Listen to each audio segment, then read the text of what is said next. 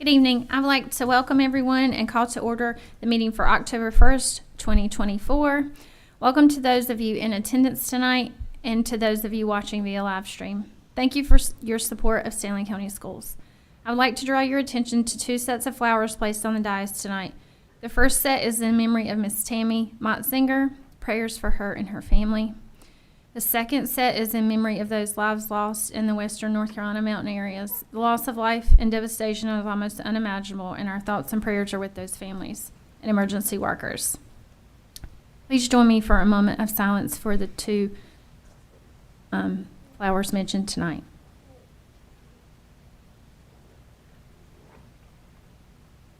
Thank you. Next up on our agenda is the invocation and Pledge of Allegiance. I will now call on Mr. Bill Sorensen. Thank you, Madam Chair. Let us pray. Heavenly Father, we thank you for the opportunity to come together to strive and work on behalf of the children and citizens of Stanley County Schools. We pray that your presence continues to be in our deliberations and decisions we make, and we ask that you lift up and heal our shattered communities in Appalachia.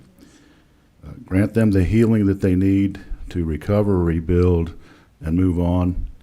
In Jesus' name I pray, amen.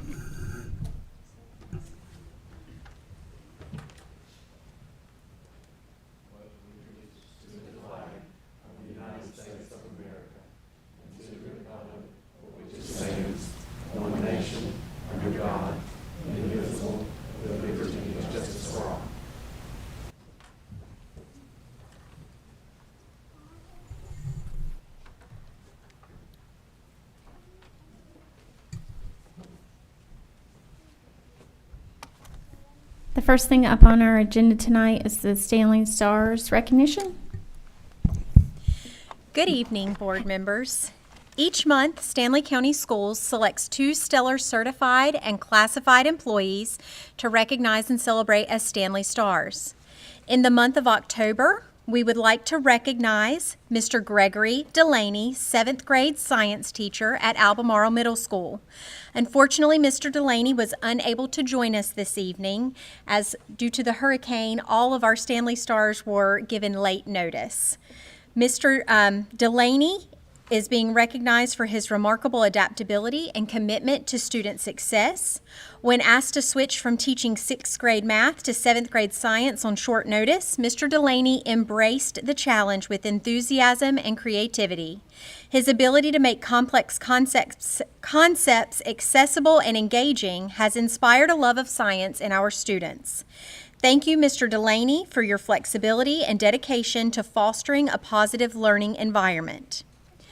We would also like to recognize Allison Vaness, 3rd grade teacher at Norwood Elementary School. Unfortunately, Ms. Vaness was unable to join us this evening.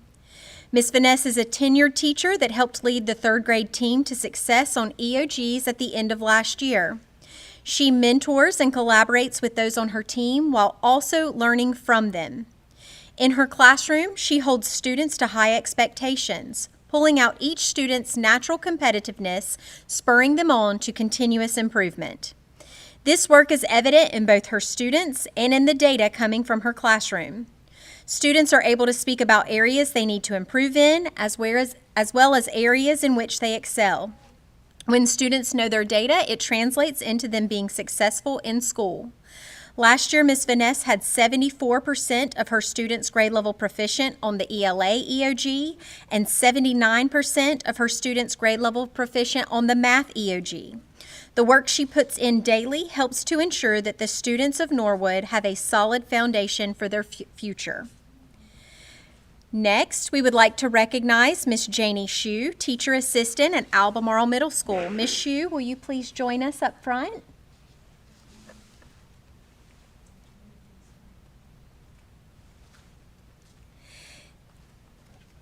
This month, we celebrate Ms. Shue, our incredible teacher assistant, for her outstanding dedication and creativity. When the need arose for a substitute art teacher, Ms. Shue stepped in without hesitation. She has brought enthusiasm and fresh ideas to our students. Her ability to inspire and engage our young artists has truly made a difference in the classroom. Thank you, Ms. Shue, for going above and beyond to support our school community. Thank you.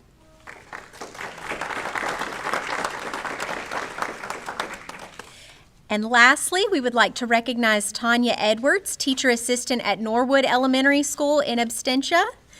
From the way she builds relationships with her students to the expectations she holds them to, Miss Edwards, a third grade teacher assistant, is leading math instruction at Norwood Elementary, and she is a star. Miss Edwards is not afraid to interact with students through sports and physical activity, and it is a common occurrence to see her at recess playing with students instead of just supervising them. Last year, as a first-year third grade teacher, she led over 83% of her students to pass the math EOG and was quite successful on the ELA EOG as well.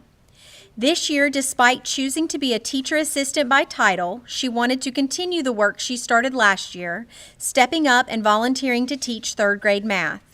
Her students in Norwood Elementary School are extremely lucky to have someone of her talent and dedication on staff. And that concludes our Stanley Stars for the month of October. Thank you, Ms. Shue. Will you come up here and let us shake your hand real quick? And that's her trophy.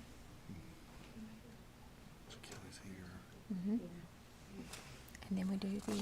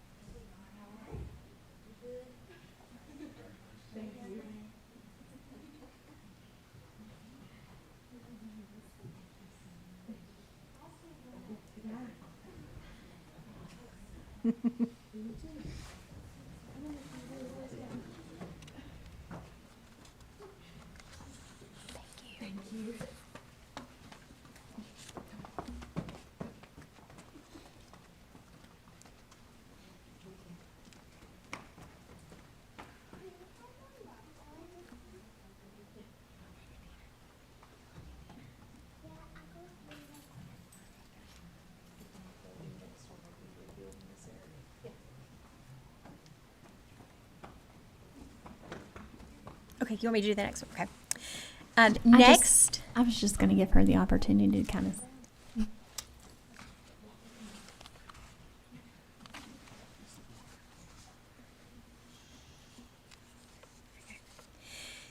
Next, we would like Miss Pennington to join us at the podium.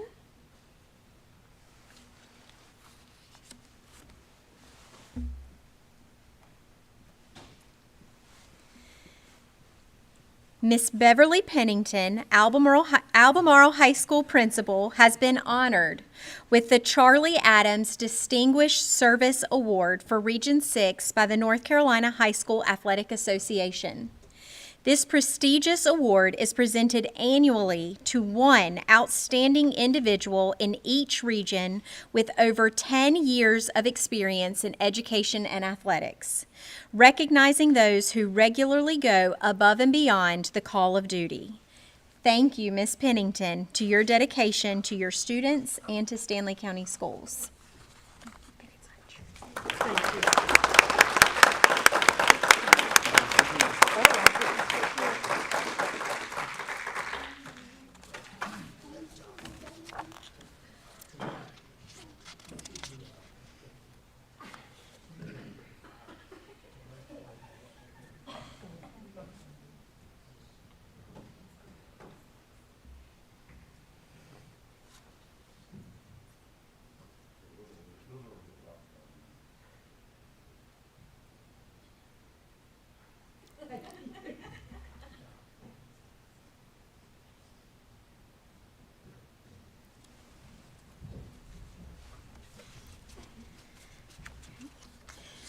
Next, I'll ask Dr. Kelly Simmons to please join us at the podium.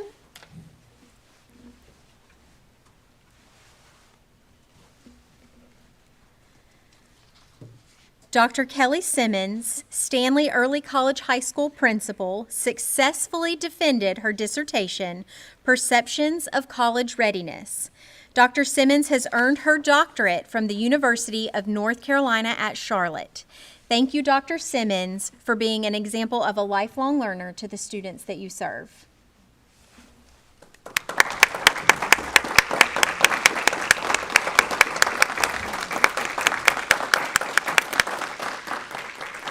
Dr. Dennis, may I add something?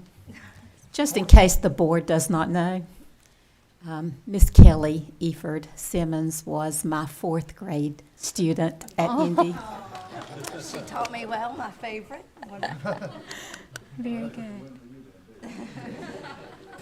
And Dr. Simmons, we will have a nameplate for you very shortly. Okay, thank you.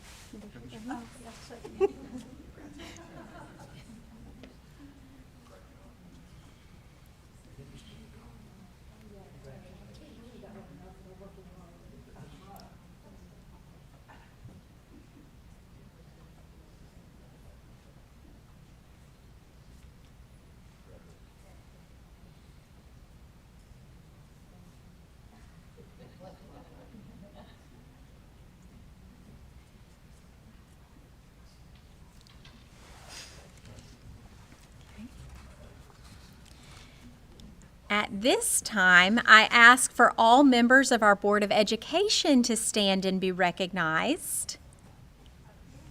Your choice. We'll get a picture down here. Come on down. Yeah, come on down.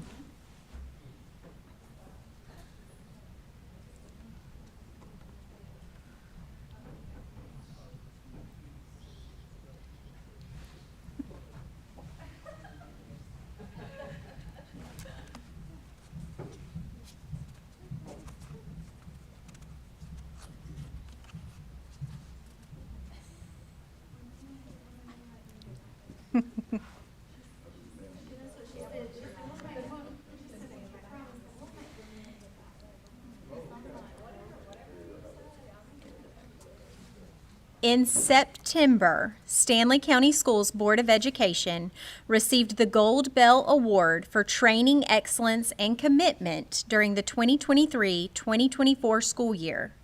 The Gold Bell Award is the highest professional development honor available to boards of education and recognizes that all 7 of our board members have met or exceeded the association's highest standards for completion of training. We are extremely fortunate in Stanley County to have a school board that is united in their mission to serve students, staff, and the community. Thank you.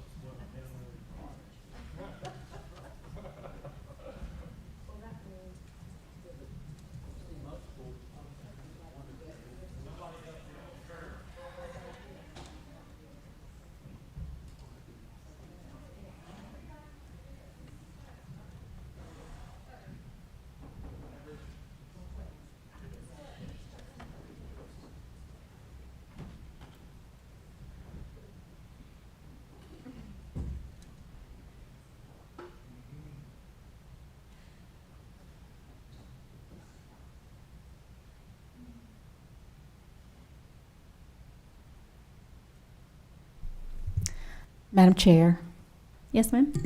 I would like to make a motion that we amend the agenda by moving Section J, all of Section J, which is our auxiliary services, to after our closed session.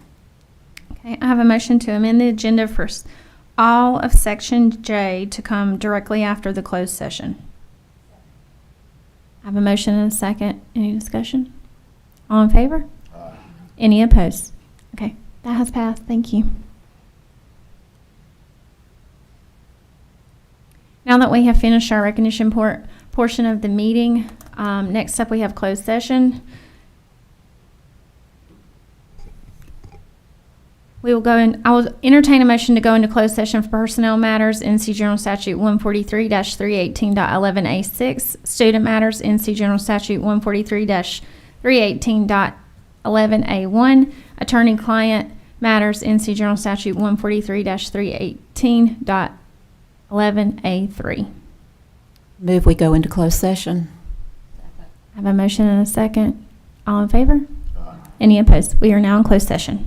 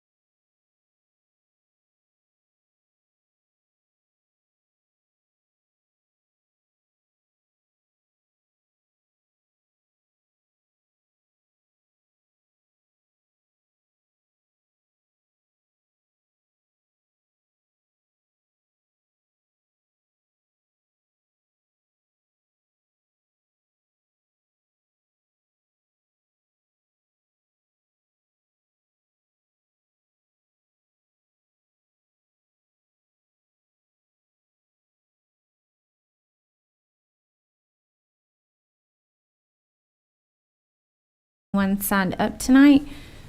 So we will move on to our consent agenda for the approval of the minutes from the September 3rd, 2024 regular meeting, the September 9th, 2024 special call meeting, and the September 19th, 2024 work session. Is that correct? I move we approve the consent agenda. I have a motion. Okay, a second. All in favor? Any opposed? Okay. And now we have amended the agenda to move to section J, auxiliary services. Is that correct?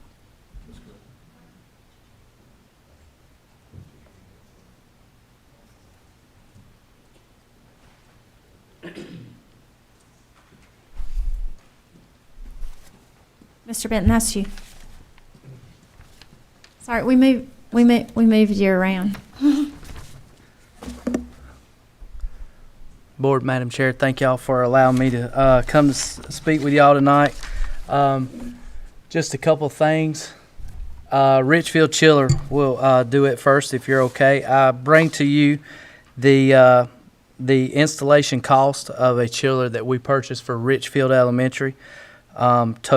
Total cost is $69,295 that we are that I'm coming to you for approval to install the unit. Alternate bid one that you see of $29,000 is for the pumps, the circulation pumps, and that is for new hot water heater.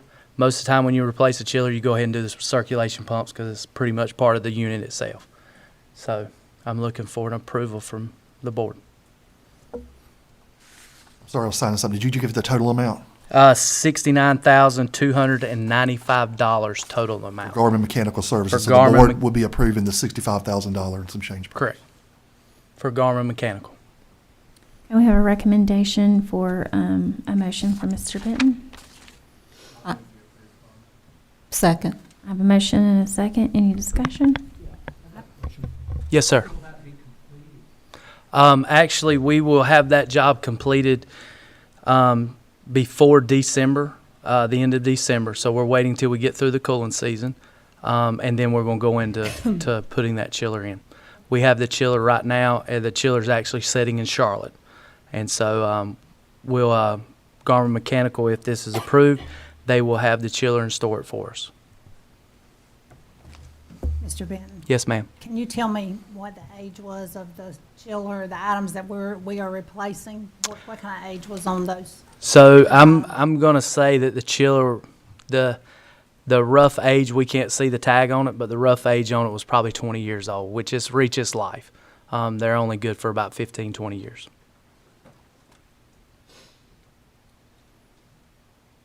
Any other comments or questions? All in favor? Any opposed? Okay, thank you. Okay, Madam Chair, we'll move on to the next item, which will be West Stanley bleachers replacement. We had 3 very competitive bids. There was actually 6 contractors invited to bid on it. Total cost of the base bid is for Stokes Construction for $371,655 with a 150-day completion time, and the alternate one, which is the preferred vendor, which is the like bleachers we've used at North Stanley High and South Stanley to try to keep it all like district-wide, easier for parts and everything else. Total in that is for $382,985, and that will be replacing the visitors' bleachers at West Stanley High. And the note, it does have the same foundation issues as the North Stanley bleachers. Correct. And those have been identified by the independent contractor. Correct. Okay, we have a recommendation for the Stokes bid for the West Stanley bleacher replacement. I move we approve Stokes Construction. Have a motion Second. and multiple seconds. Any discussion or questions? Mr. Benton, Yes, ma'am. I know we're looking at the prices is higher than what we actually paid for the North Stanley bleachers. Can you just explain why there would be a difference there in that price? Yes, ma'am. There's a little bit more of an ADA involved for accessibility for handicap accessible for those sets of bleachers. There was a lot in place at North Stanley High prior to us starting the project. We just had to tie 'em in. West Stanley, there's a little bit more of an issue to meet the ADA laws and getting handicap accessible people to the bleachers. Do we So know there'll be how more long- concrete Do work. we know how long those bleachers have been there? Have they been there since the school was built? Any idea? I'm going to say yes.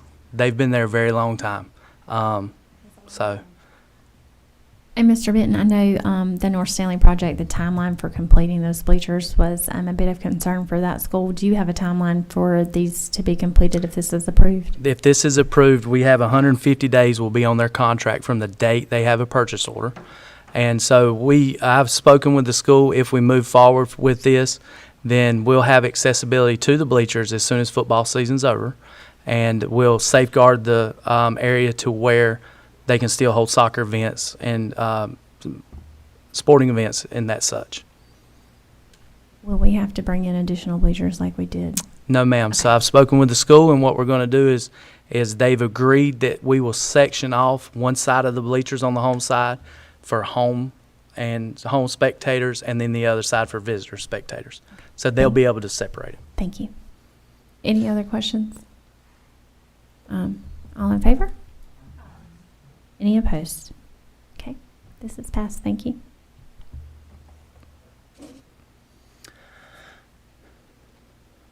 All right, so this is a PowerPoint presentation that come out of work session, that we wanted to put together for y'all, just to update you on the status of our roofs district-wide. These were performed by myself and my staff. These were not performed by an independent contractor. So if you want to take a look through it, we'll go through it. And oh, you're good. All right, so we'll start with Baden Elementary. So right here you have a foam roof over the cafeteria section. This section has been split and is in need of a repair. We have identified the areas. A lot of times once that foam layer gets saturated, then you turn into more issues if you're not careful. If you will, Ms. Hope will go to the next one. Thank you. And that is the awning that had a foam top put on it sometime a while back. That foam roof right there is many, many years old. And so that is a full canopy, and it needs to be replaced as well, or the entire canopy to be replaced. If you go into replacing the entire canopy, as you can see, you have a lot of infrastructure sitting on top of that roof that will have to handle it as well. That is the asphalt shingle roof that is on the front building, and that one approximately has been replaced in 10 years, within the past 10 years. You can see some streaking marks on it, which indicate that there is weather from the asphalt shingles that are placed on it. So it needs to be replaced kind of in the future. This is your 3-5 building, which is a foam layer as well, and you can see it starting to blister. So that one's on our radar for watching and replacing. East Albemarle. So East Albemarle, we had some work done to it in recent time. Left picture is some work that where the foam layer is split, and to the right is your bottom right is a layer that is on your cafeteria there. So what you see is a ballast top, which is the gravel, and then you have a foam layer that's under that.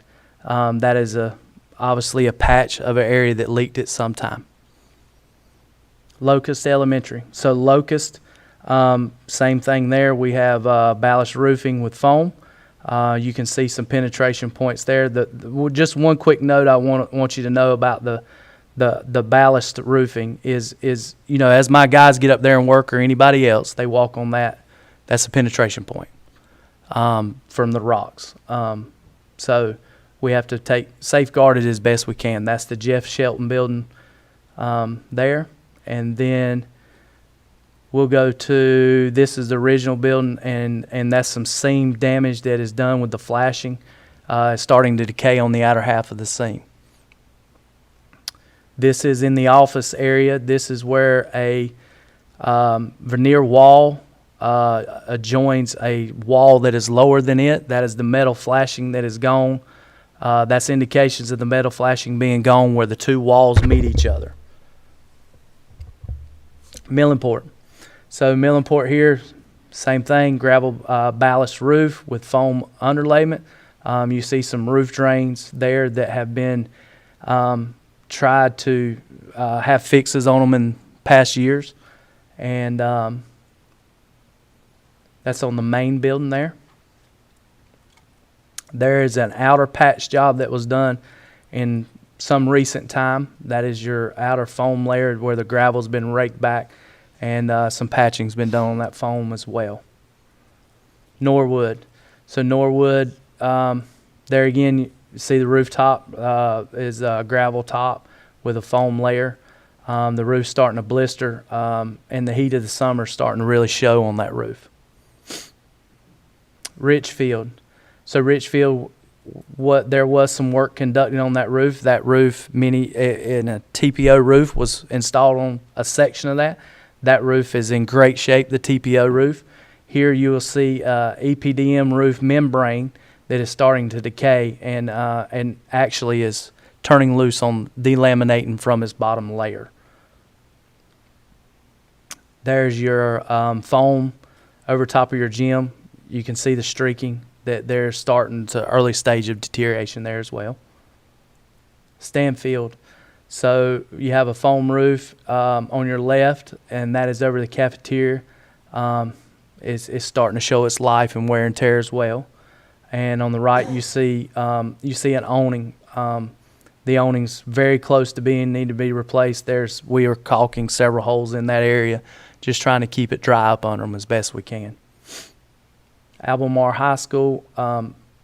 This is an area on Albemarle High School that is a wood shop in the back. Of course, you can see there's starting to be some deterioration of that foam roof. That could have been from birds pecking at it, squirrels biting at it. That's just evidence of it right there. There's the image you see on the right that looks like a rectangular shape. That is skylights that have been covered over with a foam layer that indicates a lot of times where we go to look for leaks in those areas. That's a point of impact, very, very close. And you can see on the left where actually there is a leak that is sitting on top of that one. There on the picture on the left, you see a gym roof. You see water sitting on top of the roof because there's no roof drains installed. We install roof drains in those low areas to where they can get into the storm sewer system. The picture on the right is your science hall. That is the same ballast, foam layered roof. And you can see that we've had an area there that we have actually fixed recently. So we finally found it and got it fixed. North Stanley High School. North Stanley High School is starting to show its age in its roof. Here you see the ballast and the foam layer turning loose along the skylight. That's in the gym area. South Stanley. South Stanley's foam roof on the main building, and it's starting to deteriorate pretty good. You can see actually the ballast starting to fall into weathered foam up under it, where it's starting to get saturating and deteriorate, and it's falling into it. That is a patch that's been done on the outer half of the foam roof. Obviously, at some time, there was a pretty significant leak there along that flashing. Here you see the roof starting to deteriorate. This is stages of points of impact for pretty significant roof leaks. Once that water impacts that area, it goes onto the decking, and the decking is kind of like when you've seen those awnings, the decking material up under it's trayed like that. And so that leak really could show up 5 classes over, and we not know it until we find that spot. West Stanley High School. We are actively, the image on your left now, that roof is actually with a roofing engineer firm, and they are designing that roof. It's sitting in DPI's hands now, and for their approval and their comments to come back. So we're getting pretty close to bidding on that roof and getting that roof changed out. That's over top of the gym. The building on your right is the CTE wing that's in the back half of the school. The brown spots you see kind of speckled around, and then the real dark areas on the front half are issue with not having a roof drain there. And the dots areas are starting to show wear of the top layer wearing out to the microfiber up under it. So right here we put together, these are approximate square footage of our roofs. I say it again, it's approximate. We got these off of Google Earth. It takes a lot of time to measure your roofs. These are all our elementary schools. Then our middle schools here. And then our high schools. In a total, for our entire district, we have, sorry, I jumped ahead. So the cost for a new PVC roof is about $20 a square foot installed. That's not removal of the roof that's there now. So that cost will increase because you have to pay for the removal of it, depending on how many layers there. So district-wide, roughly, we've got 1.4 million square feet of roofing surface district-wide. And a TPO roof is, sorry, I didn't mean to jump over that one. So TPO is going to be about $19 a square foot. Each one of those roofs gives you a pretty good warranty, some longevity.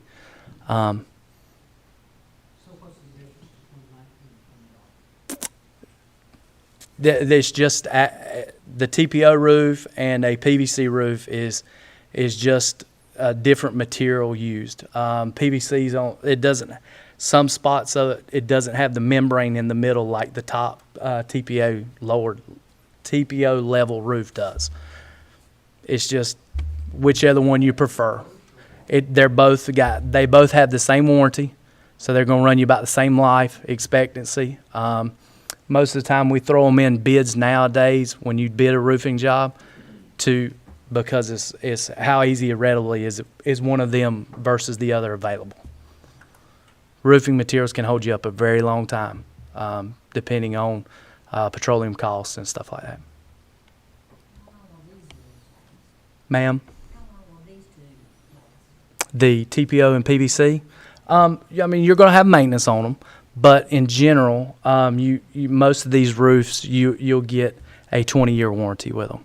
So your plan approach is that at year 15, 16, 17, we already know that roof needs to be replaced, and we start putting it into the capital outlay to have it replaced. You have your average maintenance cost that goes along with each one of these roofs.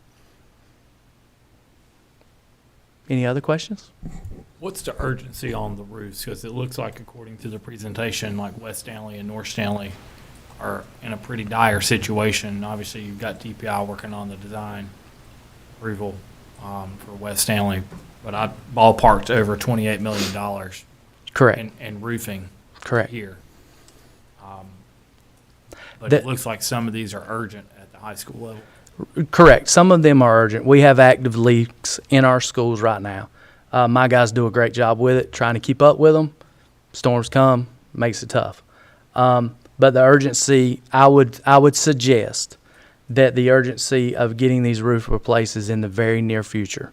But my suggestion to start with would be for us to entertain the idea of having a roofing audit done district-wide. And what that entails is so they take a core sample of the roof. We determine what materials are there. And they also, in that core sample, we can see the longevity left, the life left in that individual roof.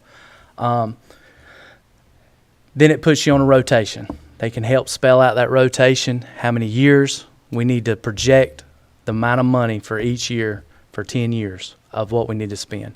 So you're looking at a $28 million total. Just a guess.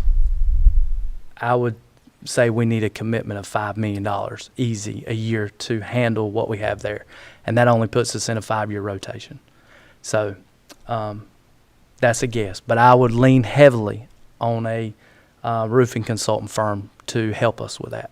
Mr. Benton? Yes, ma'am. My mind is going to all the storm damage Yes, over ma'am. the last week. And do you expect that to be an issue if we start trying to get folks to repair these roofs, that they will be busy in other areas? They will be very busy. These big contractors that handle jobs like this, they're going to be very busy. There is a fear factor. You're going to pay very premium price. That's what I was worried about. Yes, ma'am.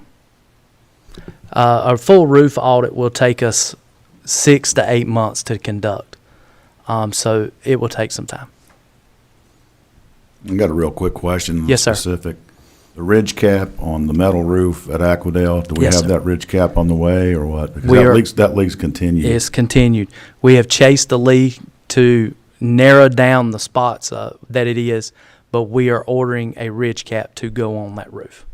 My question is, for the secondary question is, that roof ridge cap was not big enough to start with, or was poorly designed, or what? Well, it could have been big enough to start with. It could have been a poor design. That metal's going to shrink, contract back and forth constantly, and it can get to a point to where it won't do it anymore. And so I would lean more towards that the ridge cap was installed too short. Bennett, Yes, ma'am. could you possibly send all this stuff to the commissioners? Please? If y'all request that, then we will move forward with it. I don't see an issue with that if the majority of the board would like this forwarded on.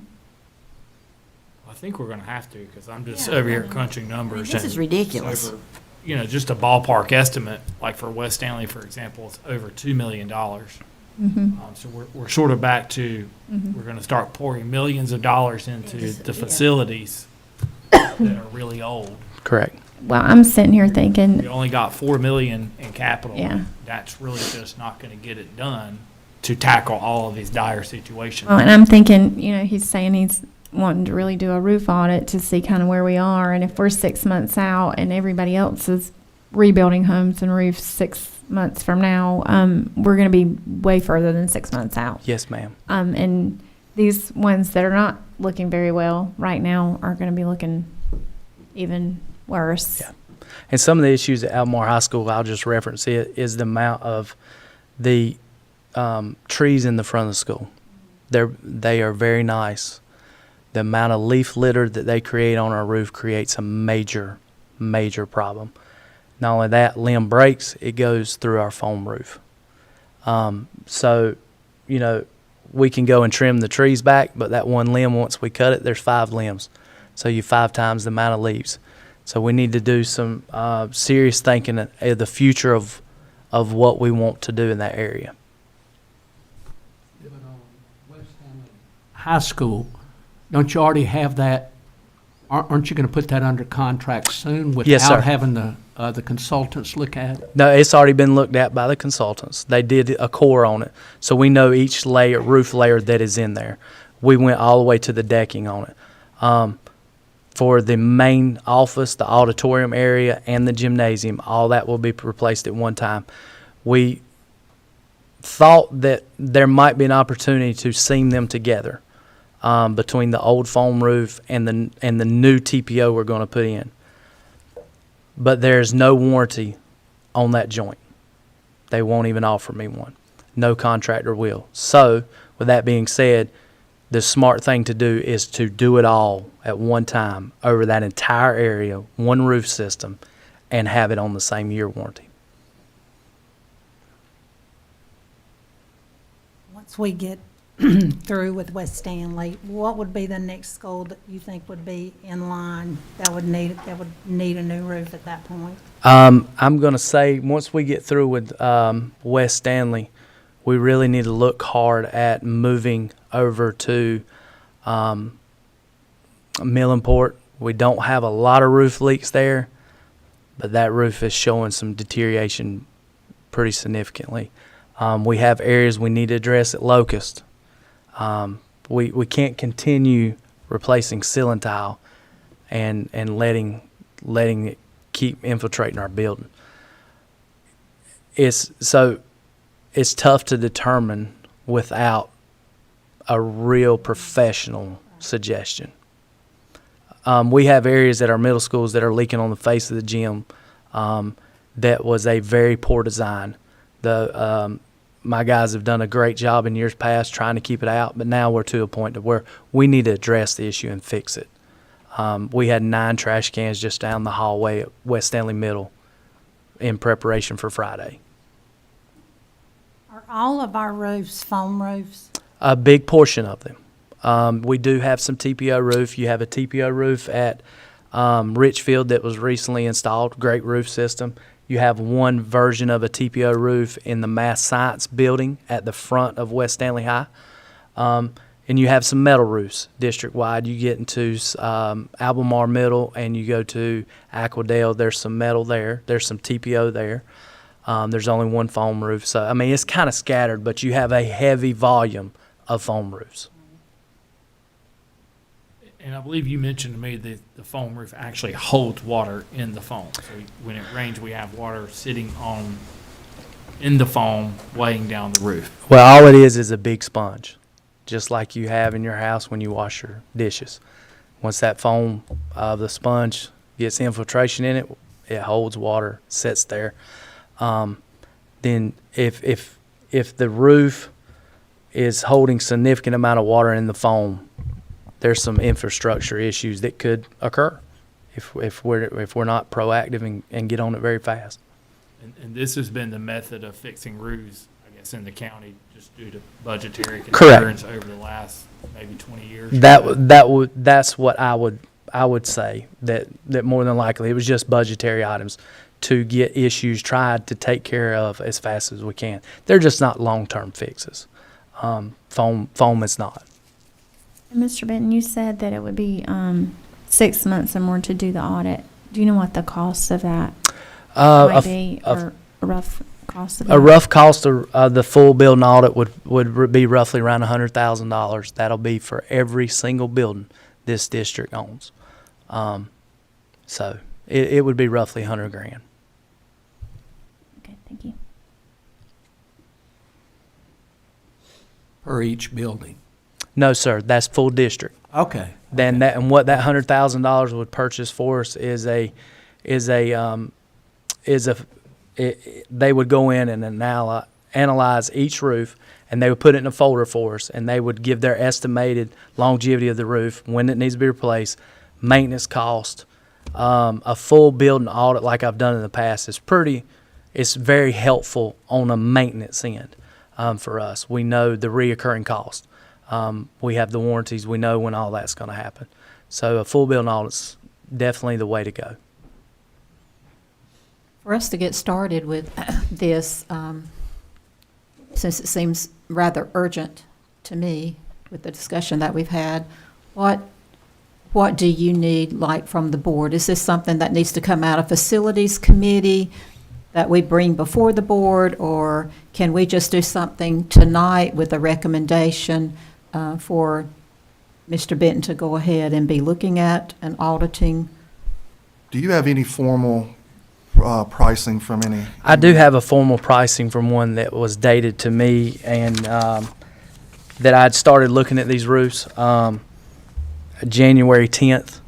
I would have to check to make sure that pricing is still Yeah, good. let's do that. Let's collect a little more information and send it through facilities. Yeah, I would like for you guys to take that up and then it come out of committee back to the board if that works for you. And just for talking points is, in this audit, I could as well include our rooftop units of having them analyzed as well. Of course, you have to pay for it, but it will give you the longevity of your rooftop units and just for you knowledge on your end. You say units, you mean like the HVAC? HVAC units, yes, sir. Dustin, you're on finance, but I think that would be beneficial to go ahead and have all of that information at one time so that we can start to plan for the long-term future plans of I just think it's repair. use of taxpayer resources when we've identified what needs are and we have a very narrow scope of study, like we've done with Numerex and the demographer and the updates this year. So, we obviously have some roofing needs that we're aware of, and it's, I think, worth spending the money to assess what needs it now and how we can ask for funding on that. Agree. Okay, thank you. Mr. Benton? Yes, ma'am. If you don't mind staying up here, I think in lieu of everything that you've shared, it really brings to my attention, I want a little bit of, I guess, discussion and an understanding here, and a real understanding with the public, and I hope that people who are watching this will get the understanding about the needs-based capital grant.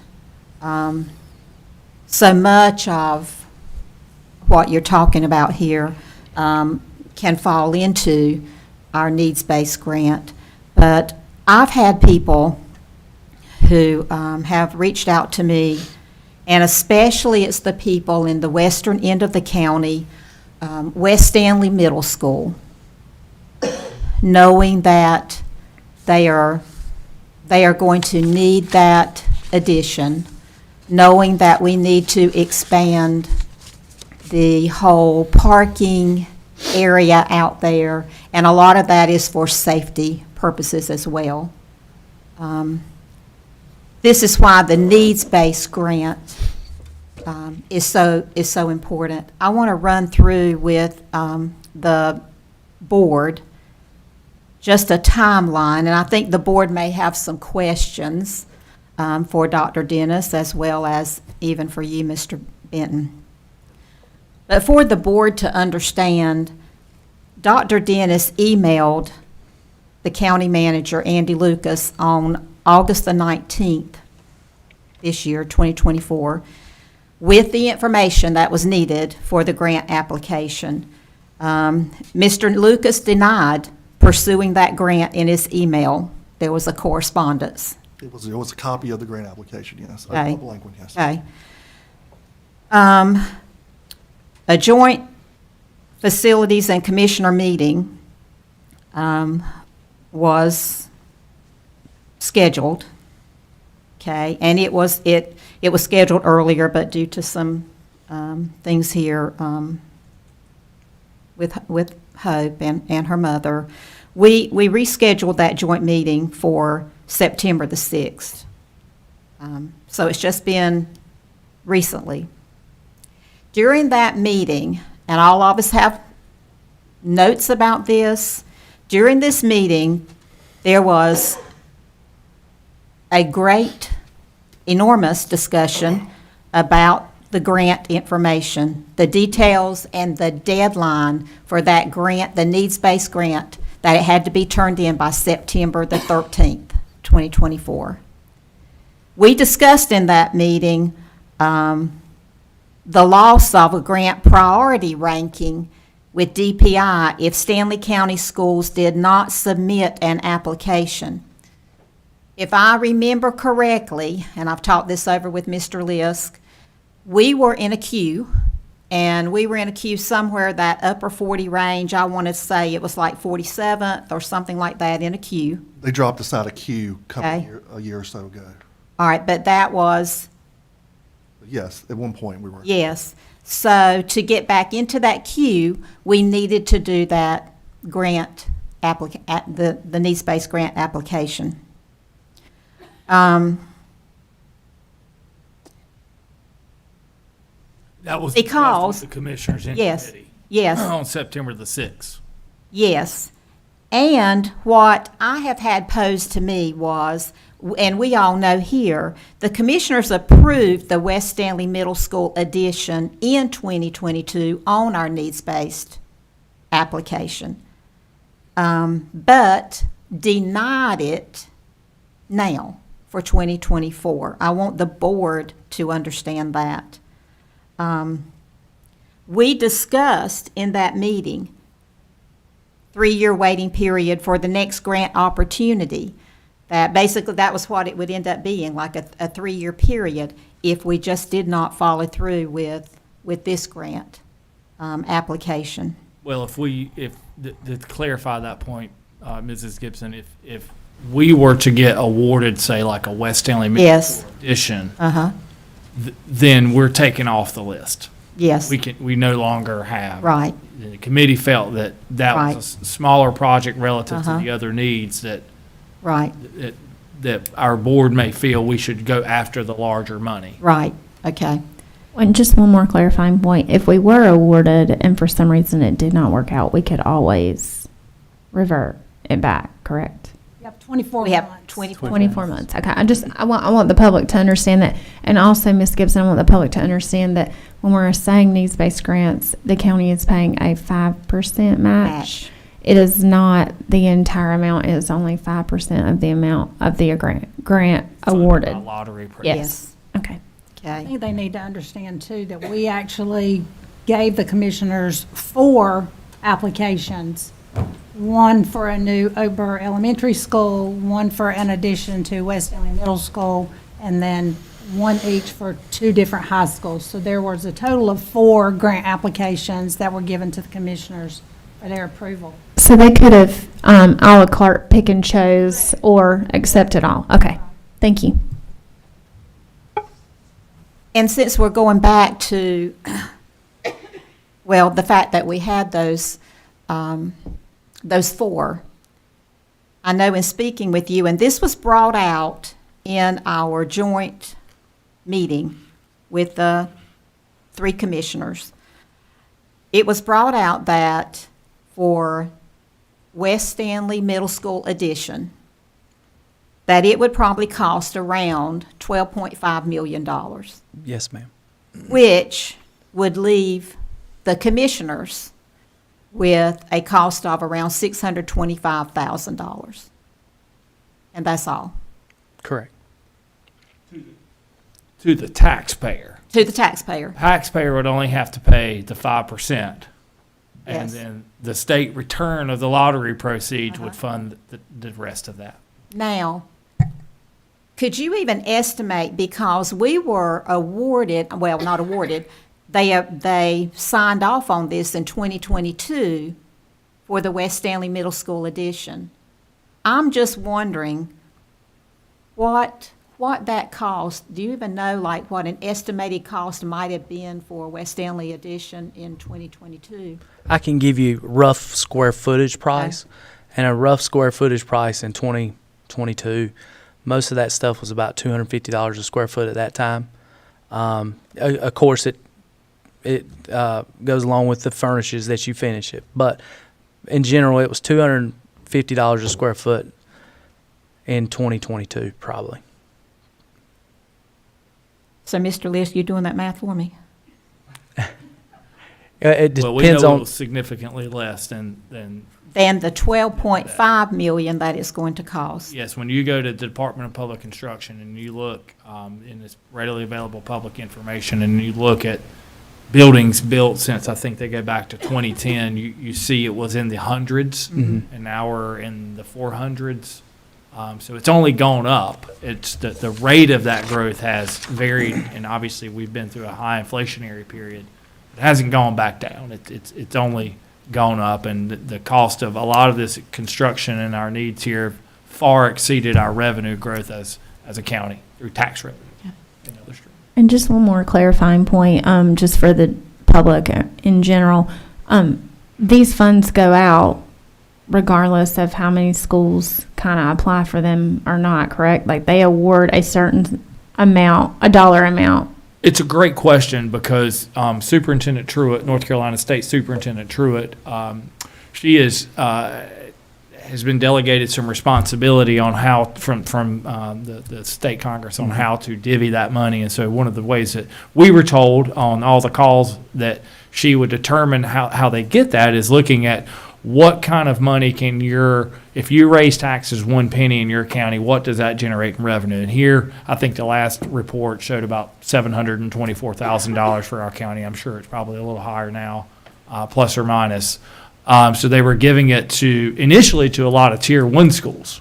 And you got to remember, if you're the person asking, well, how come we never get any of our lottery proceeds back? Well, you didn't really for about the first 15 or 20 years, but in recent years, this program was developed, and we've been trying to work with our commissioners to get them to apply for this and develop a plan where we can have things like that applied for. So they went to Tier 1 schools, system counties that could generate maybe $50,000 worth of tax revenue. But they are making their way up. But again, by not applying, to Mrs. Gibson's point earlier, we're pulled off of that ranking list. And Mr. Bowers was here at the time as facilities director. And I vaguely recall and I'm sure it's publicly available data, there was 30 or 40 projects chosen that year. The rules have changed slightly on how they were going to do that, whether it's going to be small projects or large projects. But we were in line, and you don't know which one they're going to choose. Indy was part of that, and the commissioners decided that they would go ahead and do Indy, and that was fantastic. But again, to your point, here we are again with West Stanley Middle. We know that Numerex is looking at all sorts of redistricting options and how we could alleviate that. But at the end of the day, it's going to be very minimal impact. We're going to have that addition. Well, So and- the taxpayer has missed this opportunity Right. to at least save millions of dollars. And just one more thing, there is a set amount of money that is set aside to be divvied out of this lottery money each grant cycle, correct? Correct, and it's they have a formula like they do for many things, and it's ranged around 274 to $300 million, plus or minus. But that goes across 115 school districts. But if you don't apply, you're not going to get it. You don't apply, you don't get it, and I believe, Dr. Dennis, if I remember correctly, your largest school district, so think, I believe it's the top 6, like a Union or Charlotte Meck, are excluded from this program. Yes. Yes. And You're they- larger, you're larger in your Tier 3. Exactly, yep.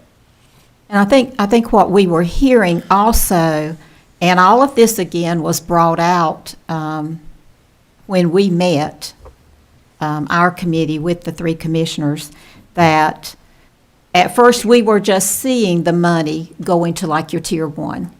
Now we were starting to see that money go to your Tier 2, and we are a Tier 2 county. So when we looked at especially 2, we had 4, but when we've talked about the addition to West Stanley Middle School, and it's inevitable, I think that's going to be something that this board is going to be looking at very soon, just like we're talking about roofs. It's very soon that we're going to have to do this, that addition. Then looking at a brand-new elementary in that western end, which we have the land, and we talked about that would be Oakboro, and we know Oakboro needs replacing that school. The last cost that you had was around $44 million Correct. to build that school. And I have as of 5/1 of 23, there was multiple elementary schools bid at a 750 capacity school, and they bid for $465 a square foot. Okay. So at a 750 capacity school, that's about 85,000 square feet. So you can do the math on it. It's roughly 40 million, 42 million, something like that. Okay, so somewhere between that 40 and 44 million. Yes, ma'am. Okay, range in there. Again, with the match from commissioners, taxpayers would be looking at 2.1 million. And We know that from the studies that we've ordered, that we have crowding on the western end, and obviously the facility's old, but that a districted school in Oakboro would alleviate a lot of the Yes. issues that we have out there. And that was also noted back in several other studies that were completed by this county. And those studies were ordered by us, but also recommended by commissioners, correct? Yeah, we did order the 2023 study, but that was in agreement with the commissioner board and the commissioner committee that we would look at the demographics. And then, of course, this board has ordered further updates to 2024. Thank you. And then if we talk about the high schools, especially if we talked about a high school where we were to have land available, okay, there at the high school. And I believe that in talking with you, that we might be looking at a capacity of 1,600, something like that. That's what our goal was. Okay. Was shooting for. All right. Having the land, that's a big part of it. So we were looking at being able to build for 95 million. Okay, Correct. somewhere around there. Again, that leaves your taxpayer with 33 million, being able to get the matching, okay, fund from commissioners. If I may just Yes. interrupt you real quick, on 6/13 of 2024, Allegheny High School bid, and it come in at $412 a square foot. That's a 170,000 square foot building. And as a reference point to that, because I personally looked, I believe it was Montgomery County when they opened in 2020. It's posted on DPI's website.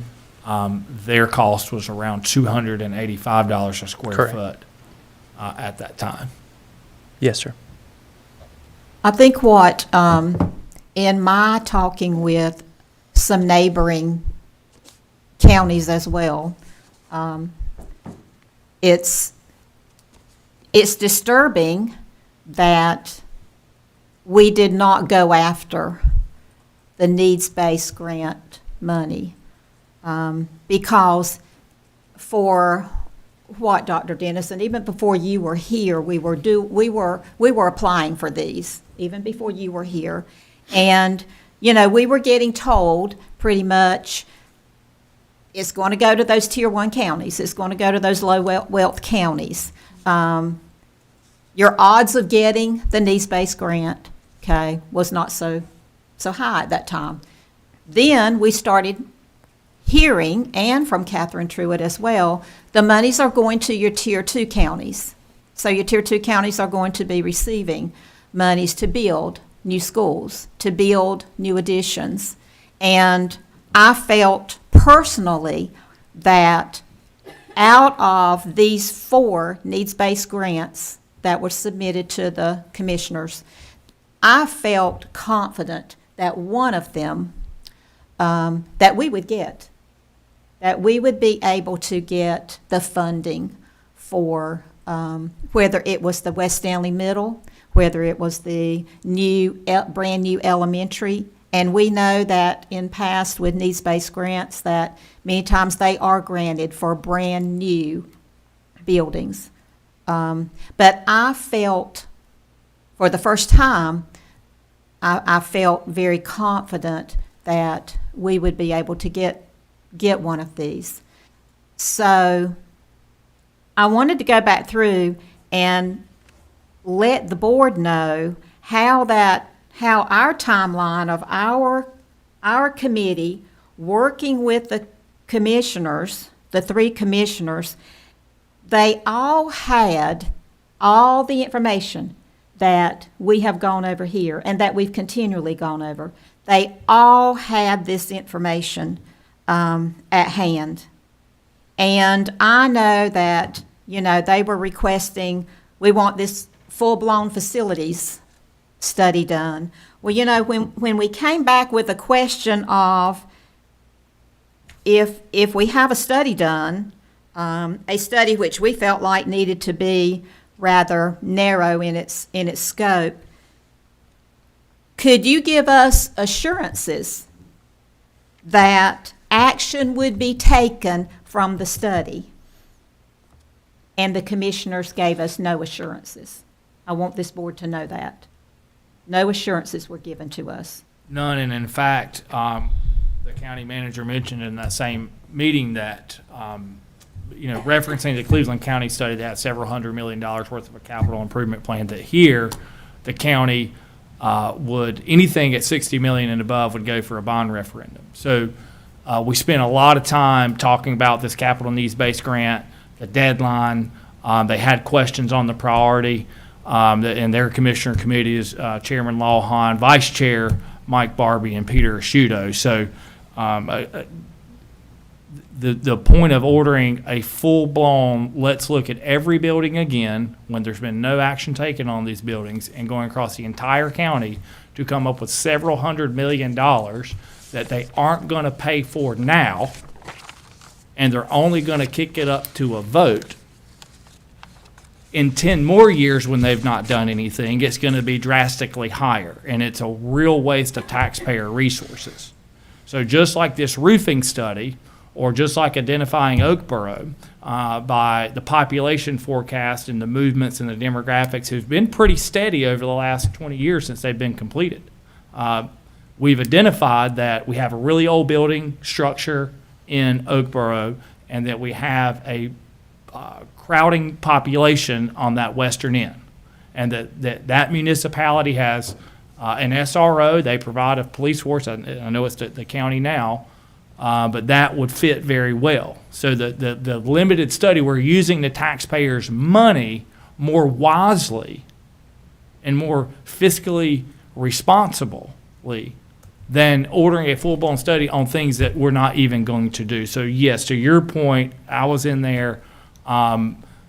They had every opportunity to ask all these questions. We discussed them, and at the end of the day, they left the meeting saying that they were not going to fund these. Going back to August from the county manager, who got that information on the application and said, quote, they would be reluctant to, quote, provide a commitment to any additional matching funds for large capital projects without a strategic and comprehensive capital improvement plan being completed similar to the one that was done for Cleveland County. So they were notified in August. It opened up in August. They were notified in August. They received the information. We scheduled a meeting. I believe it was August the 28th. Death in the family, administration, leadership, the board had to attend. We rescheduled to September the 6th. We spent a couple hours in there. They even brought breakfast to us, and we talked about this deadline and talked about these plans, but they're stuck on the study. So the outcome of the September 6th joint committee meeting, where we talked about the needs-based capital grants, we talked about our facilities plan, was they were going to go back to their board to determine, did they want to pay the full 100%. We talked about a narrow scope of study, that we're happy to work with them and work with the county, and we're happy to look at information, but if you want a full-blown study, then you pay for it. We don't think we need a full-blown, we need to narrow it in scope. And here is the other part of that, and during that meeting, we knew that the commissioners left with, they weren't going to sign off on anything, any of these needs-based grants. However, as the three of us, and I think I speak for all of the board here, and as an educator, and as parent, grandparent of children in our system, for our educators that have reached out to me, for the my neighbors that have reached out to me, many people in, again, the western end of the county, there was no part of me that was going to let slip by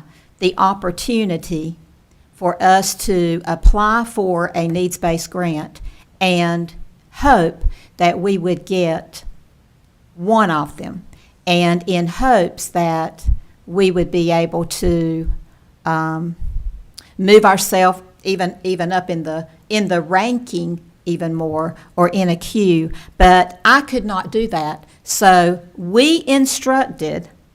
our board instructed Dr. Dennis and Mr. Benton to put together, to do this application, to include what needed to be with the application. We instructed that because every single question that commissioners ask, every single question, every single discussion, we answered them, correct, Ms. Whitaker and Mr. List? We had already answered everything.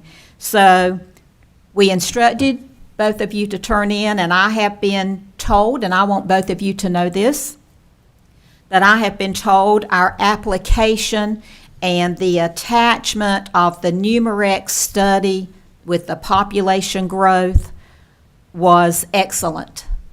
It was excellent. Therefore, that also makes me feel like we very well might have received Well, and Ms. one Gibson, of these. And we instructed Dr. Dennis, the commissioners wanted to, I think maybe on a Friday or whatever it was, to meet. Dr. Dennis, I believe you were in a conference, you had something that you could not meet. Well, this is coming after the Friday meeting Yes. on September the 6th, and Right. we felt as a committee and a board Uh-huh. that it's incumbent upon us to be responsible Yes. for the taxpayer that was what I was going to and say. Yeah. submit these applications, that it's our responsibility to go after this It was money. our By general responsibility. statute, Yes. the county is 100% responsible by North Carolina general statute to build, renovate, maintain these buildings. So 2 or 3 business days later, so it's Fridays, so we sent them information in August when it came out. We met with them in September the 6th, a Friday.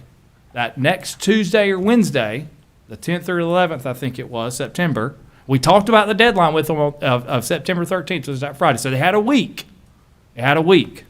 And the chair of the board is in that meeting, who speaks for the board, that we sent them that application. They had no interest in those applications until they were actually sent. Right. The shock is not that they were surprised. The shock is that we actually sent it over. Well, and I on think, behalf of the I tax- think I want to say on behalf of the board, I think the consensus from our board was we knew that they had told us no, but on behalf of our teachers, and I was going to say our taxpayers because I'm not a former educator, but on behalf of all our taxpayers and all our stakeholders, we felt we needed to send the application regardless of the fact whether they were going to take it up or not. That way we did our due diligence in submitting what we knew we needed to have in that ranking and in that application process. And I'm proud of us for making that move and going ahead and doing that. And We hope they reevaluate that Exactly. decision. Yeah. I mean, that's our intent, is that we work with that board to move forward this system. But we're not a taxing authority. We cannot generate money and revenue to pay for these things. That is their responsibility by North Carolina general statute. and we are not allowed to formally submit without their signature of the 5% match. So we can submit it to them, but if they do not agree, we cannot submit for the grant. So, Hope they reconsider. well, I hope, and I'm hoping that people who are tuned in or watching this have an understanding of the needs-based grant, how important that needs-based grant is. It's vital to your Tier 1 and your Tier 2 counties. And again, we would not be doing our due diligence at all if we had not have submitted these grant applications. And I don't know, I really personally do not know my contacts with some other board members in other counties. I have not found anyone yet who is a Tier 1 or Tier 2 that's not submitting needs-based grants, except those who have already received them and they're having to wait before they can, a time period before they can resubmit or submit again for something. So what we're going to be able to see are counties around us, counties throughout the state of North Carolina, that when I hear people say, well, why can't we get that new elementary school, or why could we not get an addition added on like such and such county? Well, I hope this explains to people as to we tried, we will not give up trying. I feel like that's my responsibility on this board. But to the families, to those who reach out to me, especially from West Stanley Middle School, about needing that addition, needing the expansion of the parking, to enlarge all of that and to help with the traffic and the traffic flow and everything, this would have helped tremendously with that. I do want to say that I know that you and Dr. Dennis worked extremely hard on these grant applications. And again, I wanted you to know that I have received word that they were excellently done, and the attachments that you had with the Numerex study and everything was pertinent, and it was there, and that was what was needed. I wanted to bring all that to the board because I wanted the board to have an understanding of how this whole timeline had taken place. And I think that's it, Mr. Benton. I know you've been involved with these needs-based grants before. Yes. Yeah, I've seen counties apply for them and talk with counties that have applied for them. Some of them have been very successful, and they've been able to build the buildings. It's a good opportunity to get significant funds very fast and Right. get you started in the correct direction. Yes. And Mr. Lisk, when you say, we hope they reevaluate, well, we still have to, they can't reevaluate right now. I mean, it has to be a year. Yeah, I mean, the deadline has been pretty Yes, it's much gone. the last 3 cycles, I believe, 23, 24, and then what will be 25, and let's say change it, is roughly the same September deadline. But Right, not a whole lot has changed, and right. I kind of want to speak to that for a second because I was on facilities before I got in this position. And Ms. Whitaker, I hope that when we go to conference in November, you will go in there and see the new schools that have gotten their grants and see the ones that had theirs completed last year, because we've seen those for the past few years. But when we're talking timeline and we're talking August 19th, we're really not talking August 19th. We're talking 2022.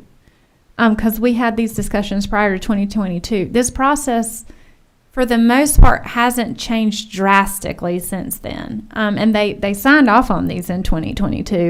And, not to beat around the bush or, what, but we've been at this for years. This was not a new, it was familiar, or it should have been familiar. And some of the faces that were in that room with you guys were the faces that were in the room with us in 2022, because I was in there.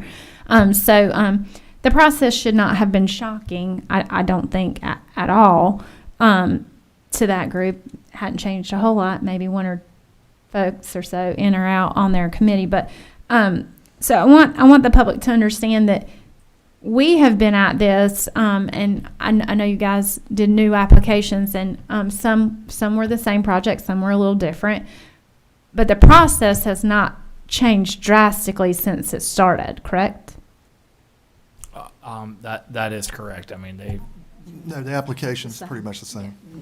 yeah, and you're exactly correct. I mean, this board, Dr. Leffler, Mrs. Poplin and we were on the facilities committee when I came on this board, and those conversations haven't drastically changed. I mean, there are lots of opinions, obviously, and there's different ways that the problems can be solved, but at the end of the day, there's just not action being taken, and that's been the problem.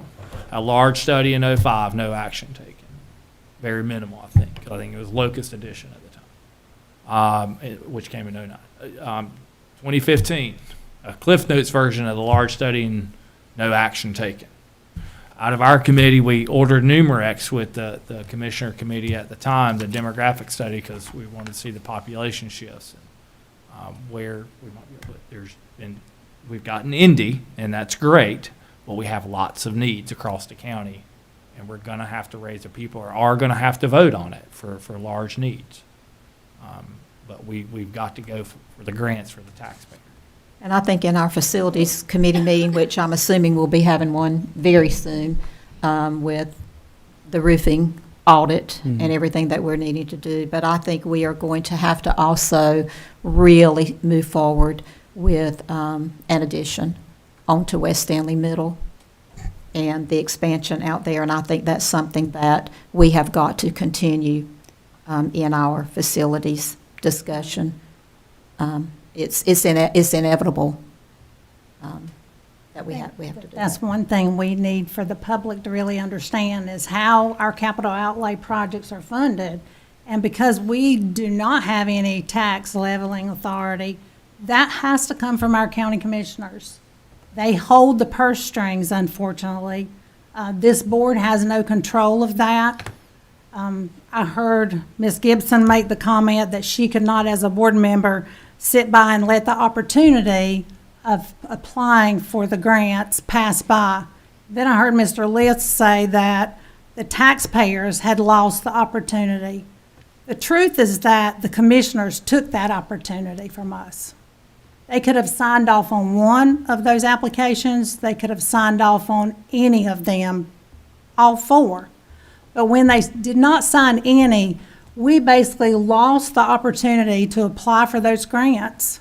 We were doing things to help the taxpayers and to help them. This is free money that comes from the state that they only match a 5% to.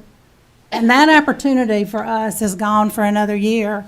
If you were looking at Keith's slideshow, we don't have a year for some of our roofs. We don't have a year for West Stanley Middle School. It's busting at the seams. So it's a lost opportunity. It's a lost opportunity for us. It's a lost opportunity for our county, for our students, and I guess a lost opportunity for our commissioners. I think it's, Mrs. Whitaker, and sorry, Mrs. Go Poplin, ahead. I You're just fine. want to add this point that the board did offer prior to deadline and the email exchange with the county manager and Dr. Dennis, but the board offered a joint meeting. We can discuss all these things again. We just discussed them with the commissioner committee. It's been ongoing, but we offered a joint meeting. They turned that I down. was gonna say, that was declined, was my understanding. I just want to say, I agree, Ms. Whitaker. I think it's sad, in general that it was not taken up, and at least applied for with the 5% match. But it's very sad for our students because, like we alluded to in that work session, we're having to take small bites at that pie because we don't have the funding to go out and fix every building. I wish we did. I wish we could take all these roofs that you just showed us and go put new roofs on and have our kids walking under awnings in the dry and not replacing roof tiles or ceiling tiles, but we don't have the luxury of that. And so this would have really helped us take a piece of that pie out for a very small amount on the taxpayer. And who ends up really hurting in the end are our students. And it's sad. And I don't think we ever said what the actual dollar maximum amount that they would give for each grant. For elementary schools, it was $42 million. For middle schools, it was $52 million. And for a high school, it was $62 million. Thank you. And I want to say thank you to that Finance and Facilities Committee too, and to Mr. Benton and Dr. Dennis. I know Hope helped a little bit on those grants too. She I think. helped a lot. Thank you. Mr. Benton said she helped a lot.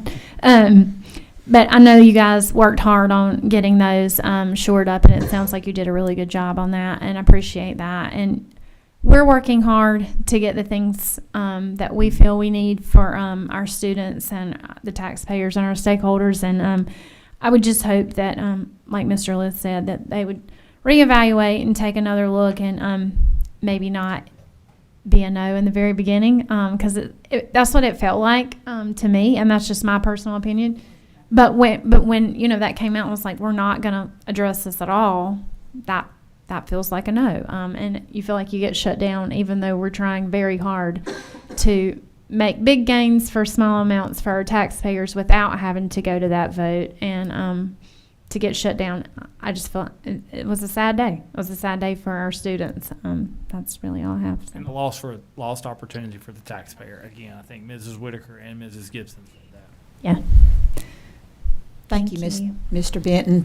Mr. Benton, thank you, and your department for, all that you are doing. I know that you had shown us, I think previously, all the work that you had done over the summer months and still continuing to do improvements in our schools. And I just want you and your whole department to know that you're very much appreciated. No, thank y'all for all your support. We appreciate it very much.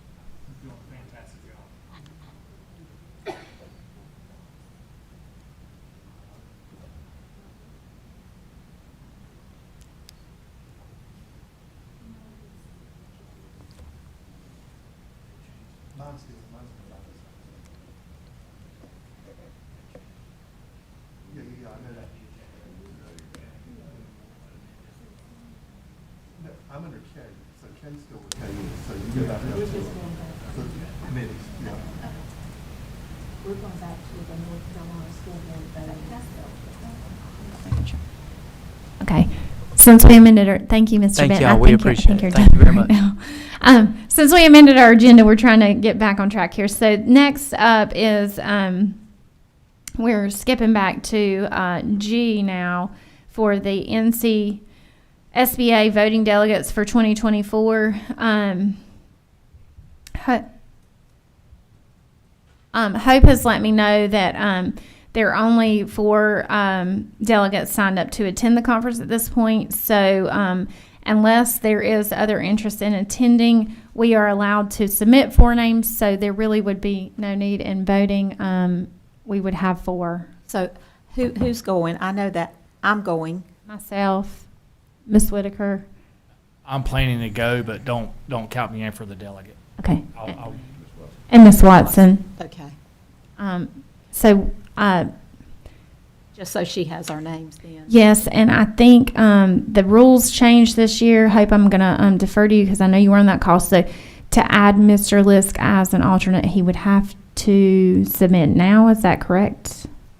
The recommendation from the School Board Association was each district will have 4 delegates, and whoever else is attending the conference to put them down as an alternative. That way they do have access to attend the meeting, so if they so desire, if your name's not on there. Correct. So I wanted you to be aware of that, Mr. Lisk. If you're not down as an alternate, this is their new ruling. They had a call that me and Hope got on and several emails. If you wish to step into that room where delegates are voting, even if you are an alternate, in case one of us gets sick or has to step out, you have to commit prior to the conference.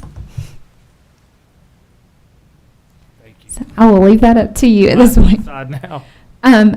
I think we have to submit this form. But if you're on as an alternate, you can go in, but you do not have to vote. Okay, thank you. Yes, that's fine. Okay. So Hope, I think we're fine without an actual vote. Okay. Thank you.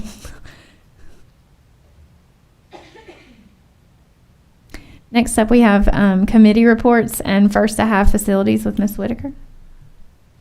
We've talked an awful lot about facilities tonight, so here we go again. I just wanted to kind of touch on some things that have gone on over the last couple weeks, month, I guess, for facilities. We have purchased a new building that will be our new central office. It is at 723 Aquadale Road in Albemarle. Basically, for the last 20-plus years, we have leased the current office space at the Commons from the county. We were currently paying them $90,000 annually for lease on that building. We basically, as a committee and as a board, we had, prior to that, directed Dr. Dennis to start looking for some commercial property. Commercial property is really hard to find in this county. But he basically had been looking, and we had looked at this property, and so it was a sort of a lengthy process to get to where we were able to purchase that. But basically, I wanted to kind of hit some of the things that basically you probably saw printed in the SNAP or online on Facebook for Stanley News and Press. There was a little confusion to start with because the initial headline said that we had purchased land and we were going to build a new central office. That was not the case. The headline was a little misleading, but I will tell you that I contacted Charles from the SNAP and asked him could they make a change to that headline that I didn't feel like that was very accurate to the article. And they did do that, so I'm very appreciative of that because it was very misleading for the public. But basically, we just decided that because we were paying $90,000 a year lease on that building, which, by the way, originally started 20-plus years ago at only $1 a year. We actually did find the lease for that was dated July 1st of 2003, where we would pay $1 for the lease of the building. So it went from $1 to $90,000 annually. Some of the reasons that we decided to look for a new facility was basically because of, it was cost savings for us. It was going to be a long-term investment for us. We wouldn't be paying a lease. We would be building equity in a building. And it would give us, allow us to kind of manage our resources more effectively. It basically gave us some more control over the building. This building does come with about 5 acres of land. So it does give us room to grow way down the road, not anything in the near future. And basically, it was just more efficient overall. Our commissioners seemed to be a little surprised at the purchase of the building. I did go back to our joint meeting that we had with them in May, on May 8th. We actually had a conversation with them at our joint meeting about us looking for a facility. Mr. Lawhon asked us, were we looking for a facility? And Dr. Dennis said yes, he had been instructed to look for some commercial property. We basically had a conversation in that meeting about us having to take care of the maintenance and other items that needed to be done to the building. If the HVAC went out, we had to replace it. We basically told him the hot water heater had been out, and we were told by Mr. Lucas that they would cover those things, but they had never been informed that there were issues. We did have some problems with something after that where we sent an email in HVAC, where we sent an email to Mr. Lucas that I think was forwarded on to their maintenance director. And we were told that it was not their responsibility. So it was a little contradicting there as to what they were responsible for doing and what they were or were not going to do. We did make it clear to them that it didn't have anything to do with the square footage of the building as to why we were looking for something else, but more to do with the way our current building is set up. If you've ever been in there, it's cubicles. There are very few private offices there. So it had to do more with just being in a building where there were more privacy and we didn't have people who were sharing spaces. You need that in certain departments because things are confidential. So we felt like that this building was well suited for that. We are excited for our central office staff. It is a small step, but it is a step in the right direction. And I think that's what this board is going to have to continue to do, is to make steps, whether they're small steps. We do know we're going to have to push, and I think this board is committed to doing that. So I am pleased that we will be able to make this move. I think it's, like I say, definitely a step in the right direction for us. And I appreciate the facility committee. This committee we've worked extremely hard this past year, but I feel like we've accomplished, along with the board, so much. I feel like we sat stagnant for a while, but we have a new addition going in at Indy that I don't know if the walls are going up yet, but I know he told us last time they were close, so that's good. So I'm excited about that. And then with the new building for our central office to be located, it's small baby steps, but we'll take them. Oh, and Ms. Whitaker, I just want to say thank you one more time for helping me take lead a little bit on that building. I had some medical stuff over the summer, and I kind of handed that off to Facilities Committee, and Ms. Whitaker did a great job with that. And so thank you, and thank you to Mark for helping us with that acquisition. So thank you. Next, we have Finance with Mr. Lisk. Thank you, Mrs. Poplin, Madam Chair. We had no Finance Committee meeting for the month, but I do have some information that I did want to share to the public. I'll piggyback off of Mrs. Whitaker and this purchase of the county office as this notion that Stanley County Schools receives a budgeted allocation from the county in funding of $90,000. So in other words, they're beefing us up $90,000, and that this money is restricted specifically for lease of this building. I'm going to read to you a June 18th email from the county manager, Andy Lucas, to our CFO, Mr. Dudney, and to our superintendent, Dr. Dennis, and this specifies out what the budget allocations are that they give to us. And to give you some relevancy as I read it, there's unrestricted money, meaning that money coming in can be used for whatever it needs to be used, and that is funded from the county. Additional funding from the county can be restricted and is restricted for things like teacher supplements or for school debt service or certain capital outlay or capital projects. All state funding has pretty much restrictions and general statutes with it. So the only unrestricted money we get from the county. But Dr. Dennis and Terry, I'm going to read the email verbatim. Below, please find the fiscal year 24-25 adopted budget allocations for the Stanley County school system. Current expense, $14,625,360. Article 44 sales tax is noted as an additional current expense of $875,000. Current expense is sort of an edgy word here, a county word to mean that this is unrestricted money given to the school system to use however they need to. It supplements the school system. It can pay for teachers' salaries. It can be used for capital. It can be used for about anything because it's unrestricted. So that's the first two line items. There's current expense, the bulk of it, $14.6 million. Another $875, which is estimated, if you read the county's fiscal year-end reports, they estimate what they're going to generate out of Article 44 sales tax, and that's how they allocate that to the school system. That's unrestricted money, can be used for anything. The next line item is a teacher supplement grant of $1 million. We asked for 8%. I think they originally gave us $500,000.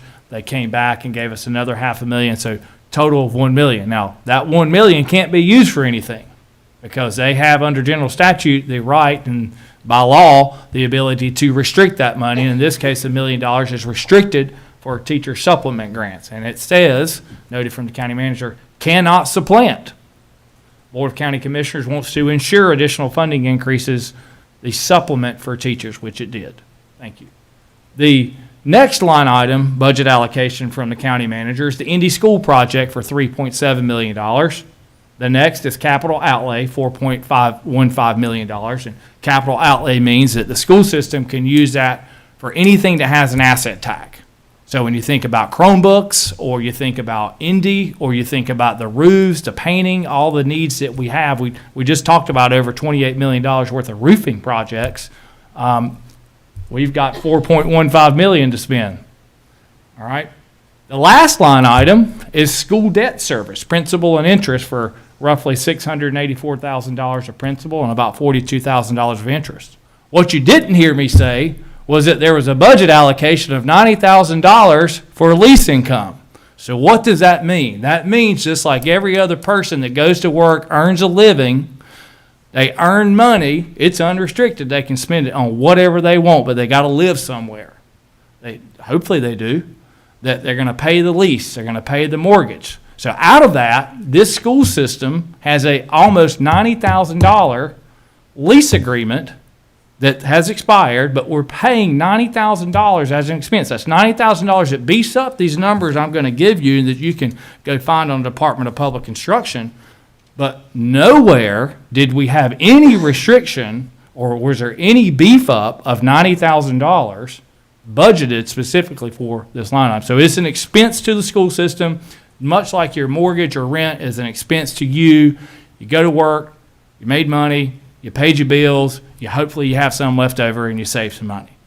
That's how it operates. So the notion that we are getting some specific money for this rental, for this lease, is infactual, publicly available information. Mr. Lewis, just one point to that. That is also in the portion of the budget that we have to share with our public charter school, correct? That is correct. Every dollar that comes in through the county to the school system, there's a percentage, I want to say, is it 10? Yep, out of current Out expense. of current expense, which is the pot we're talking about. Is basically, as I understand it, is a per pupil allotment Yes. given to every charter student in the county. Yes.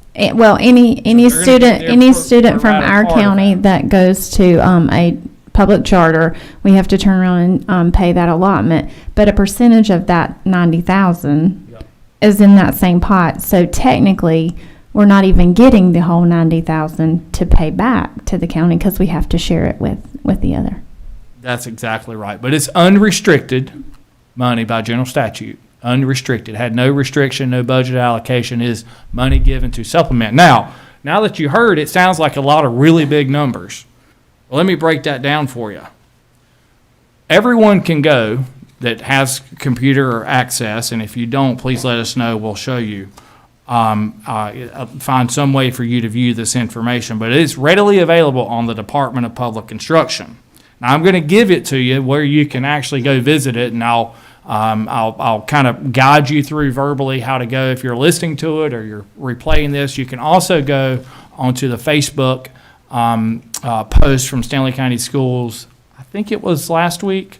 It was a little after our work session, but the actual links are there where you can view where we rank in the state in our local funding from the county. Not only can you view it as of the latest school year provided, which is 2022, 2023, you can go back all the way to 2003, in which I did. There are 115 school districts in this state, 100 counties, 115 school districts. When you think about our size, we think about Stanley County being rural, and we are. But as far as the number of students go, out of 115 school districts, we rank 41st. So we're nearly in the top third in the state as far as the number of students we have. Yet, the latest ranking that comes out from the Department of Public Instruction, and you know, if you're not familiar with that, that's who sort of regulates education, public education in North Carolina. Their computer systems sync up with our computer systems, and so they get to see every dollar that passes through. This is not self-reported. It's not made up. It is through the computer. Money comes in throughout the year. It's picked up. They evaluate it for all their districts. So as of 2022, 2023, we're almost in the top third as far as number of students go. Yet we rank 105th out of 115 school districts. That's in the bottom 10% of the state. When we combine state and local funding, we rank 112th out of 115 school districts, meaning that of all funding sources that Stanley County receives, our system, being almost in the top third in size by number of students, ranks in the bottom 3% in funding. We're in the bottom 10% as funded by our county commissioners.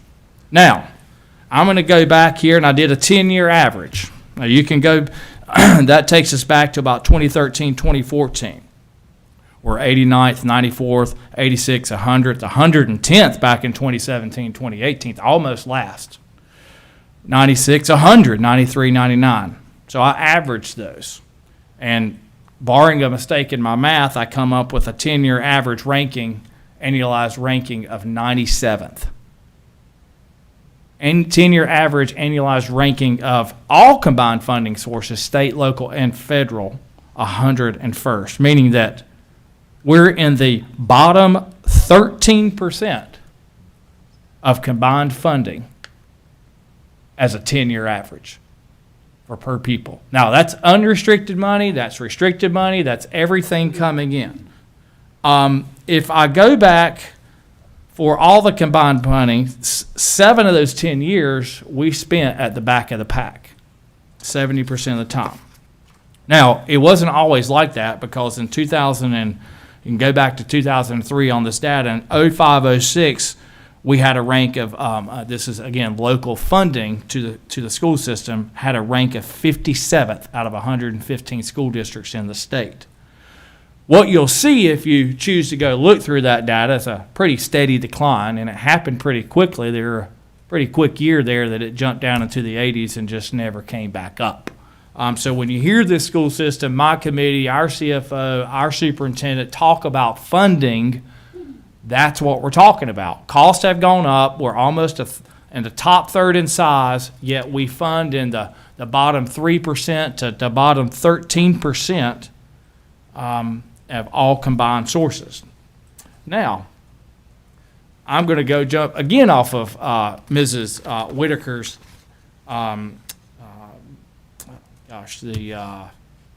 capital outlay and facilities. I could not think of the word, facilities.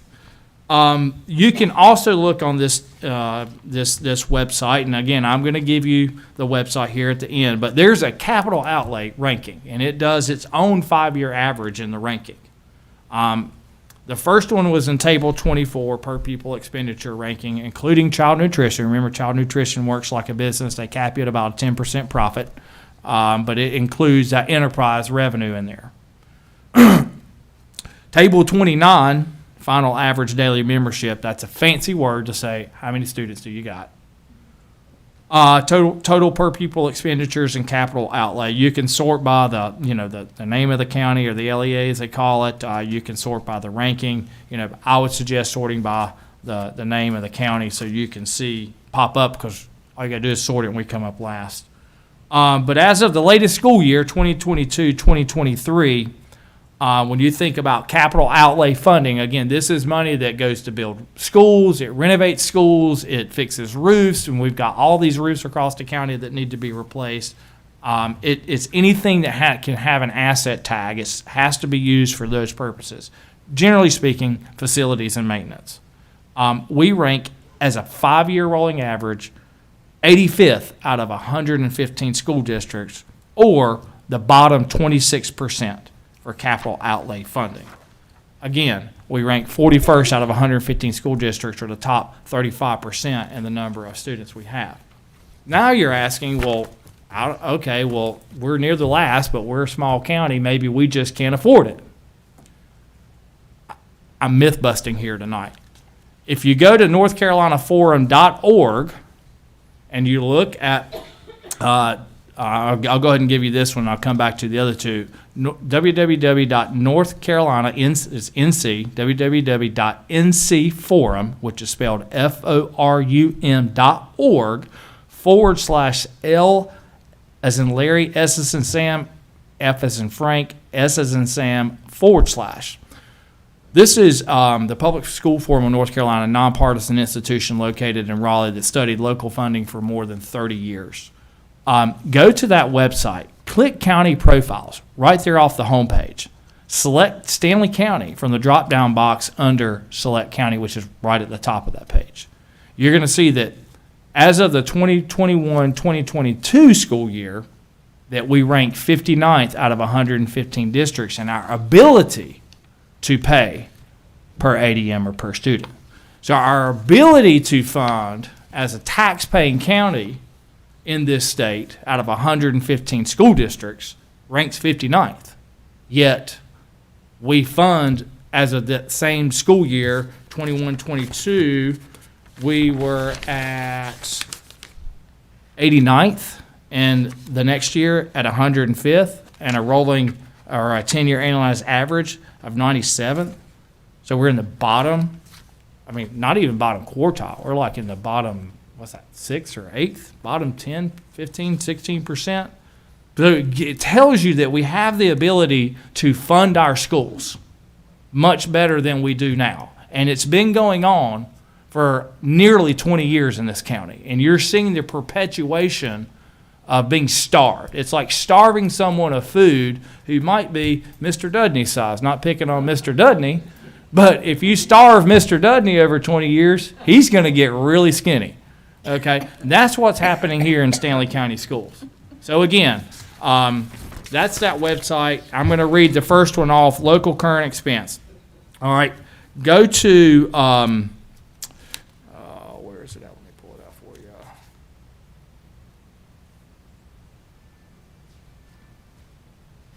it is. Go to dpi.nc.gov.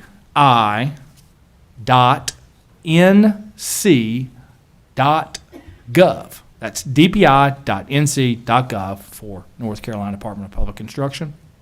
Once you get there, click on Data and Reports under the Data and Reports tab. Scroll down that page and click on Student Statistical Profile.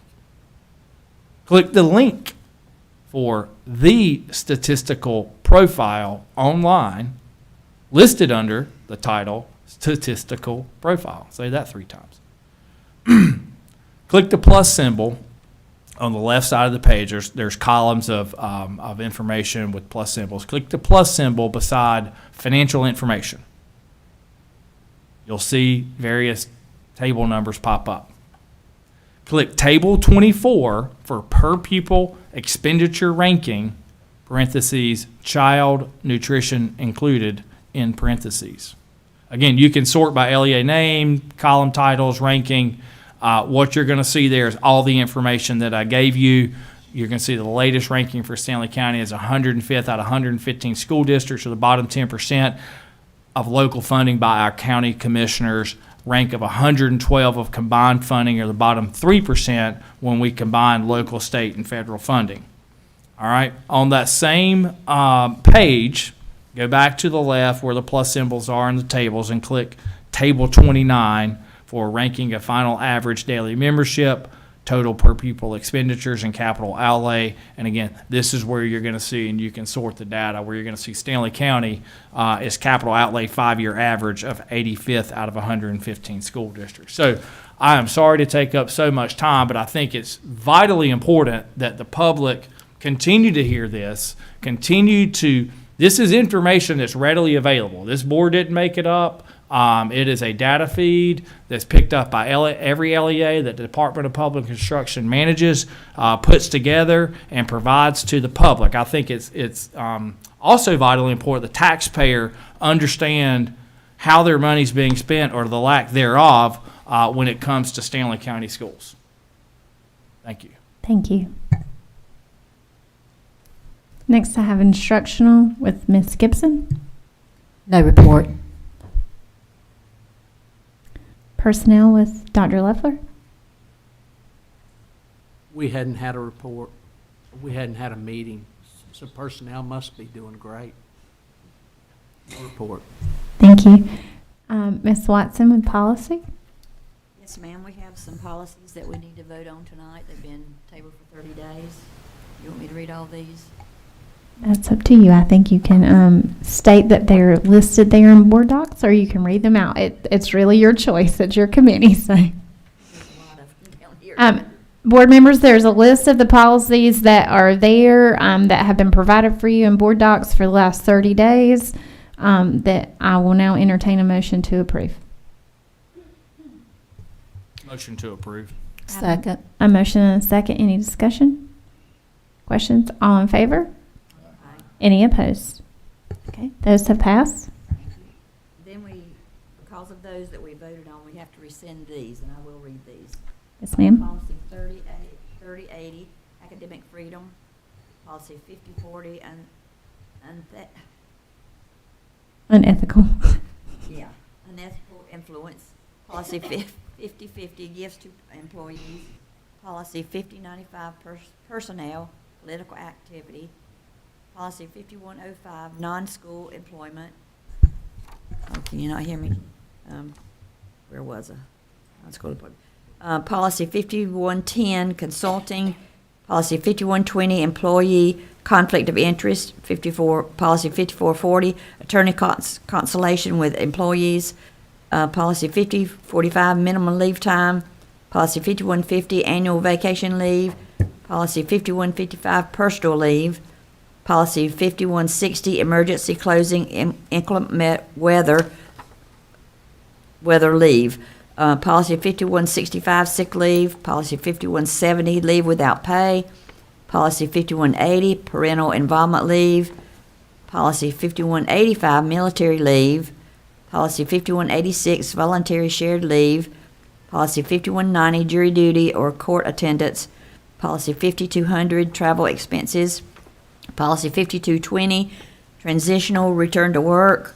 Policy 5320, that one before that was 5220, I'm sorry, and 5320, employee workday or work week. Policy 5345, tutoring for pay.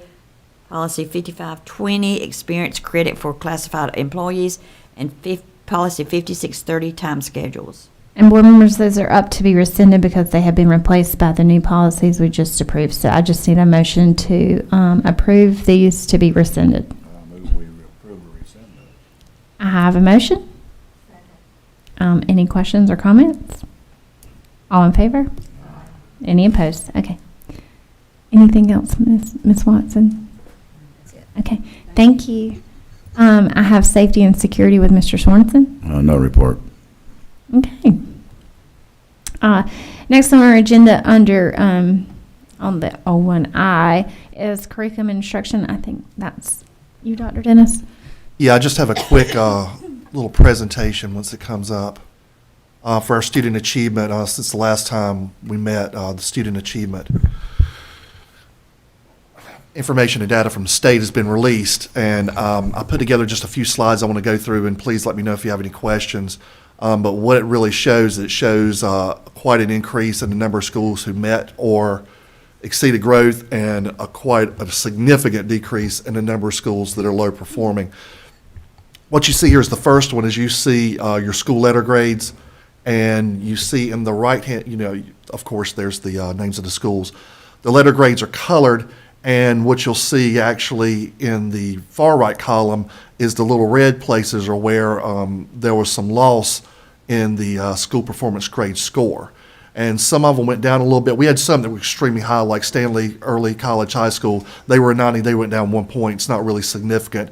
Scove is our online school with a very transient population. There's a lot that goes into that that's not necessarily controlled by teachers, since a lot of it's online and through Admentum. But as you see, even the ones that drop very little. And we did have some, like if you look at Aquadale and Norwood, that had extreme significant gains of 15 points and 13 points respectively, which is quite a significant gain. And a little pie chart there for those who like color and like pie charts. You'll see how we were closer to 50% there for our low performing schools in 22-23, and we've cut that all the way down to what is it, Tim? It's right at 25%. So we cut that in half. Thank you. This is just a graphic I'll let you look at, but what it shows is if you see any of the red, that's where we kind of went down. All the white's where we went up. So it's always good when the white outweighs the red, and even the red's really small numbers, like 0.3, 0.7. The one area we do have for improvement would be Math 3. I'll say that. We had a significant drop in Math 3, but everyone else was a small drop, but we also had some big gains as well. So you look at like Math 4, there's a 15 point increase, and Grade 4, all subjects was 11.5 across the board.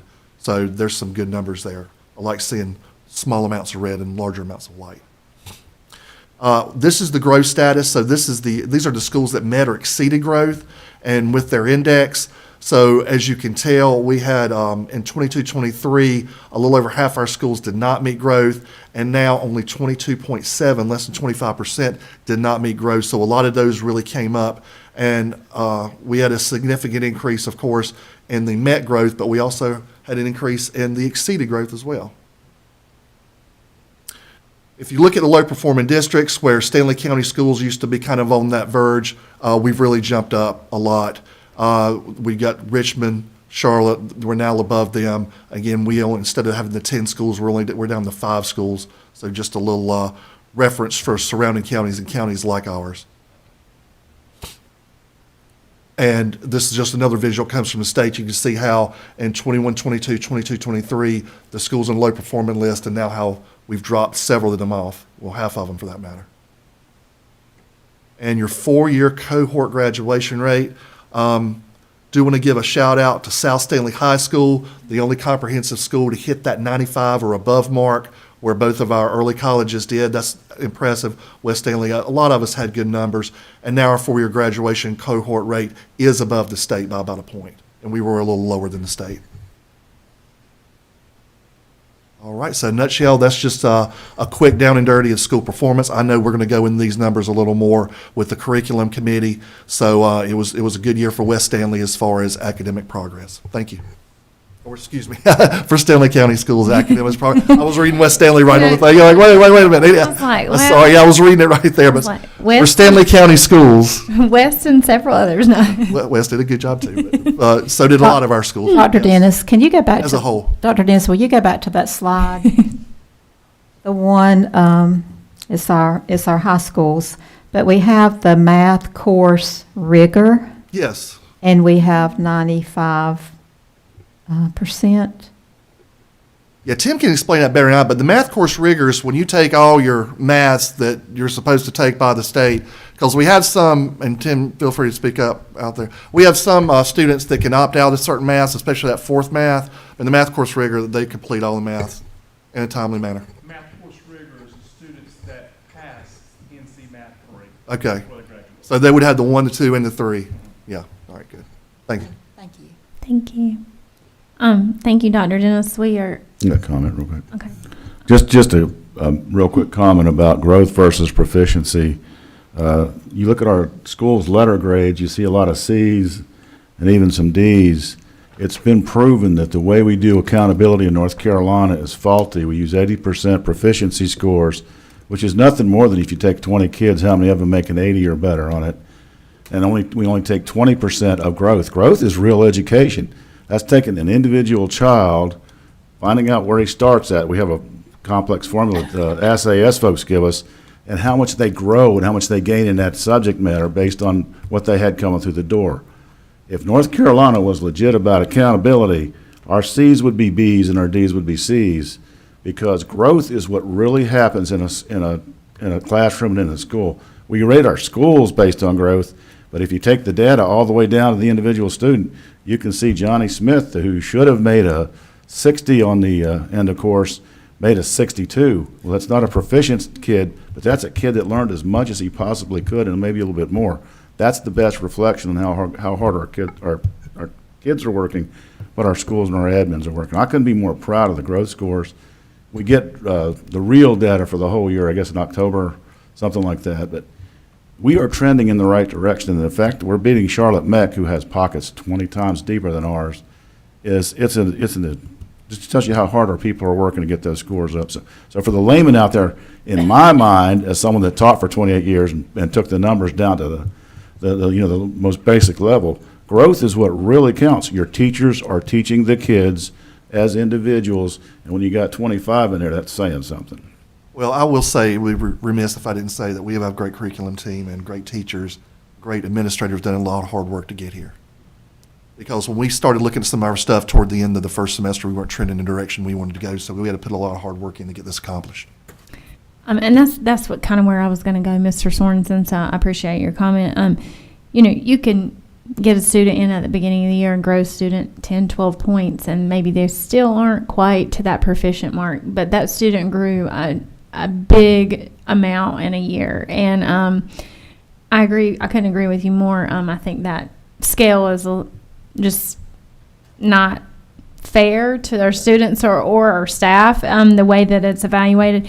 But for me, looking at the growth numbers, Dr. Dennis, I feel the same. That means our teachers are working hard, our students are working hard, and that means that our curriculum department, Mr. Plummer, you guys are doing the things that you guys need to be doing to keep our staff on the right tracks throughout the year. And, to have a lot more white on that chart than red, that from looking at it from past years, we're moving in the right direction, and our kids are moving in the right direction. And even if those letter grades aren't where most would think they should be, I can look at this and see that we're trending in the way we want to go. And so I appreciate the hard work you guys have put in for that. So And I want to say thank you. too, that, even a lot of this happens in and around the classroom, if we didn't get our kids to school and we didn't get them fed, have the proper safe learning environment. So I want to thank everyone. It was a whole team I didn't want to exclude anyone. It was a whole team event that, helped bring this together. Yeah, that is true. If we don't get them here, the teachers can't teach them. So thank you, Dr. Dennis, for that point. And I would like to add this, Madam Chair. Mhm. Just echoing off what Mr. Sorensen said, it's all about the growth. Everything's about the growth. And teachers, it's a shout out to our teachers and our staff at all of our schools, because it's more than just the one test that the child takes for the EOG. We know it's important, but we look at all the curriculum. We look at our curriculum team here at the county office. We look at the support that they provide for our teachers, and it's just a shout out to our teachers and our students and their families that put education, making it important. And when we see that, then we're seeing the growth. And, we've asked the DPI, whatever, to change this grading scale, haven't we, Mr. Sorensen, for years and years to do that? It just kind of goes on deaf ears. It's always in that legislative agenda. Yes, but for any teacher that is watching, administrator, staff person, all the way as far as cafeteria, everyone has a part in a child's learning. And to see all this with met growth and exceeding growth, that's what we look for. And I'm very proud. Thank you. Thank you. Next, I have superintendent comments. Oh, hang on, I'm sorry. Budget update. When we move everything around on this agenda, mine is still on the old one, so budget update. So I'm going to read something real quick. I just want to give you a quick update. Hot off the press, ESSER ended yesterday, essentially. We had to get everything encumbered, correct? Right now, we have $958,117.14 encumbered. There is a remaining balance of $8,535.56, but our indirect costs have not come out yet. So when our indirect costs come out, that should pretty much deplete the rest of that, correct, Mr. Dunn? So it's pretty much all spent. Just want to give you that. I was asked by Mr. Dudney and I, Mr. Dudney helped put these numbers together. I did a lot of work on it. I just put it in this little PowerPoint. But we went over them and we discussed them, and so we all understand them. But we were asked to take the budget that was given to the county and then take the amount we were given and then find out what we could fund and could not fund, essentially what we got to fund and what we can't fund that we would like to. So I'm going to go through this, and you can stop me if you have any questions. It's a bunch of figures. But essentially, we wanted 12 teaching positions. So 7 of them we will not fund, and that's the number. The red numbers match up. So we are putting $389,545 to fund 5 out of local current expense. The deans of students for Albemarle High School and Albemarle Middle School, the additional ones we could not fund. Central office positions, and we'll go down that at the bottom, those two linked together. We're asking $1.4 million. We've been funding about 1.1. And so the safety and security director we couldn't fund. We had to actually leverage some state monies that we could have used for something else for that. The director of community engagement we couldn't fund, and we couldn't fund AVID coordinator for the district anymore. We had used ESSER fund for that, and we knew that may be a limited expense. We had some others too, like EduCore tutors and things like that, but we knew that would be a limited expense, but we would have liked to continue them, but we could not continue them. So your local funds request, we did have 23 data managers. That's the data managers at our schools. We have to fund that. Transportation positions of bus drivers, of course, had to be funded. We had to fund our maintenance positions, our athletic directors, our coaches, the principal and assistant principal supplements, teacher substitutes. Those are for just the subs that come in when the teachers are off or any kind of training. We would have liked to keep the EduCore tutoring, so we could not fund that. Some of the schools are deciding to use their Title I monies to fund. So if you see some tutors in schools, they've used their individual Title I monies to fund that. We looked at advanced academic teachers that would have taught some AP classes and higher level classes. that would have had some lower student numbers. We did not fund that. But we, of course, the classified pay scale by the state, we have to fund, so that was a must fund. Where's your next slide? Teacher supplements, we wanted to get to 8% for the positions. We could not fund that. We did go up to 6% because we did get a little bit of additional money to bump that up to 6%. Hardest staff incentive bonuses at some of our higher needs schools, we could not fund those anymore.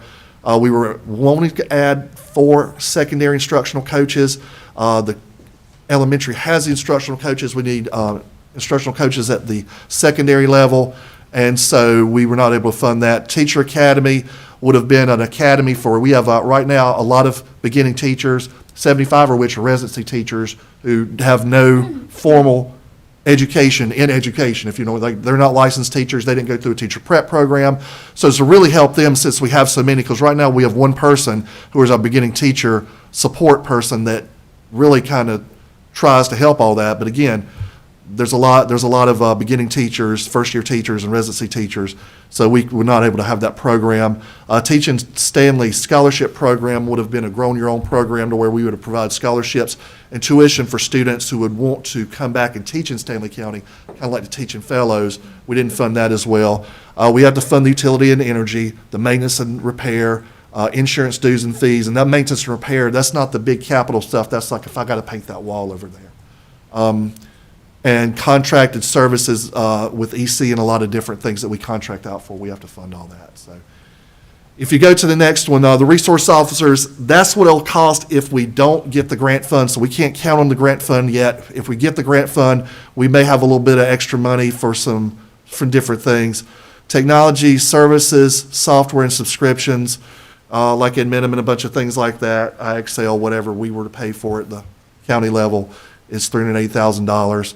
Classroom supplies, we could not fund to get a state-funded allotment, so we do give them those monies, but we don't give an additional. Athletic supplies and band supplies, we did beef up a little bit. So didn't we have a little more, or was that same as last year? Okay, I thought we did. I thought we gave another 20 or whatever. So, but we did decide to fund that, so we're going to fund that. Charter school payments, that money has to come out no matter what, so that's a expense that will always reoccur.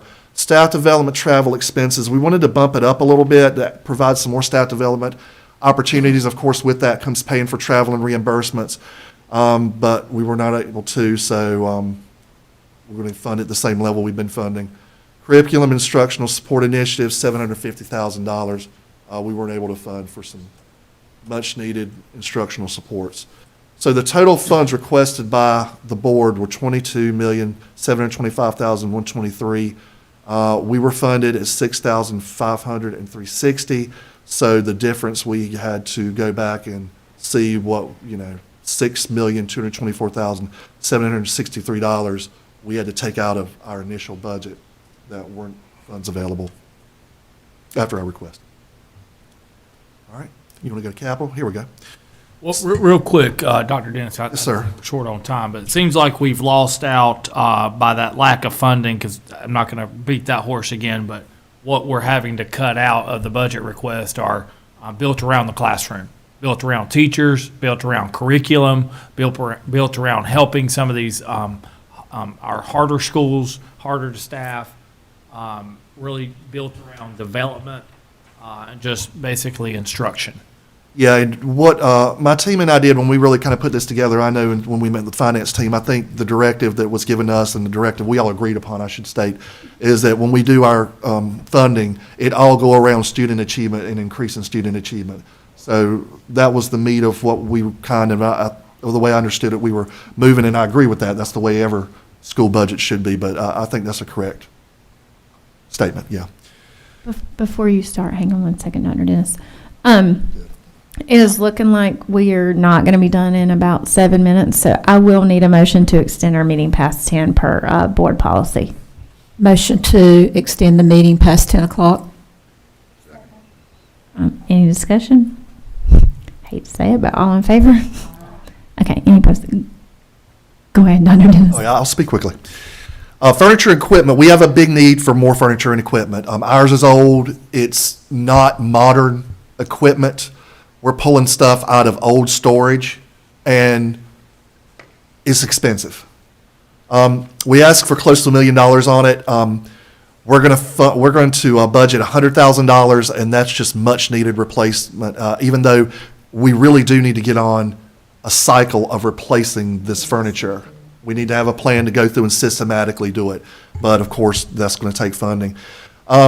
Student and staff devices, Chromebook and refresh. We wanted $1 million. We can put $500,000 toward it.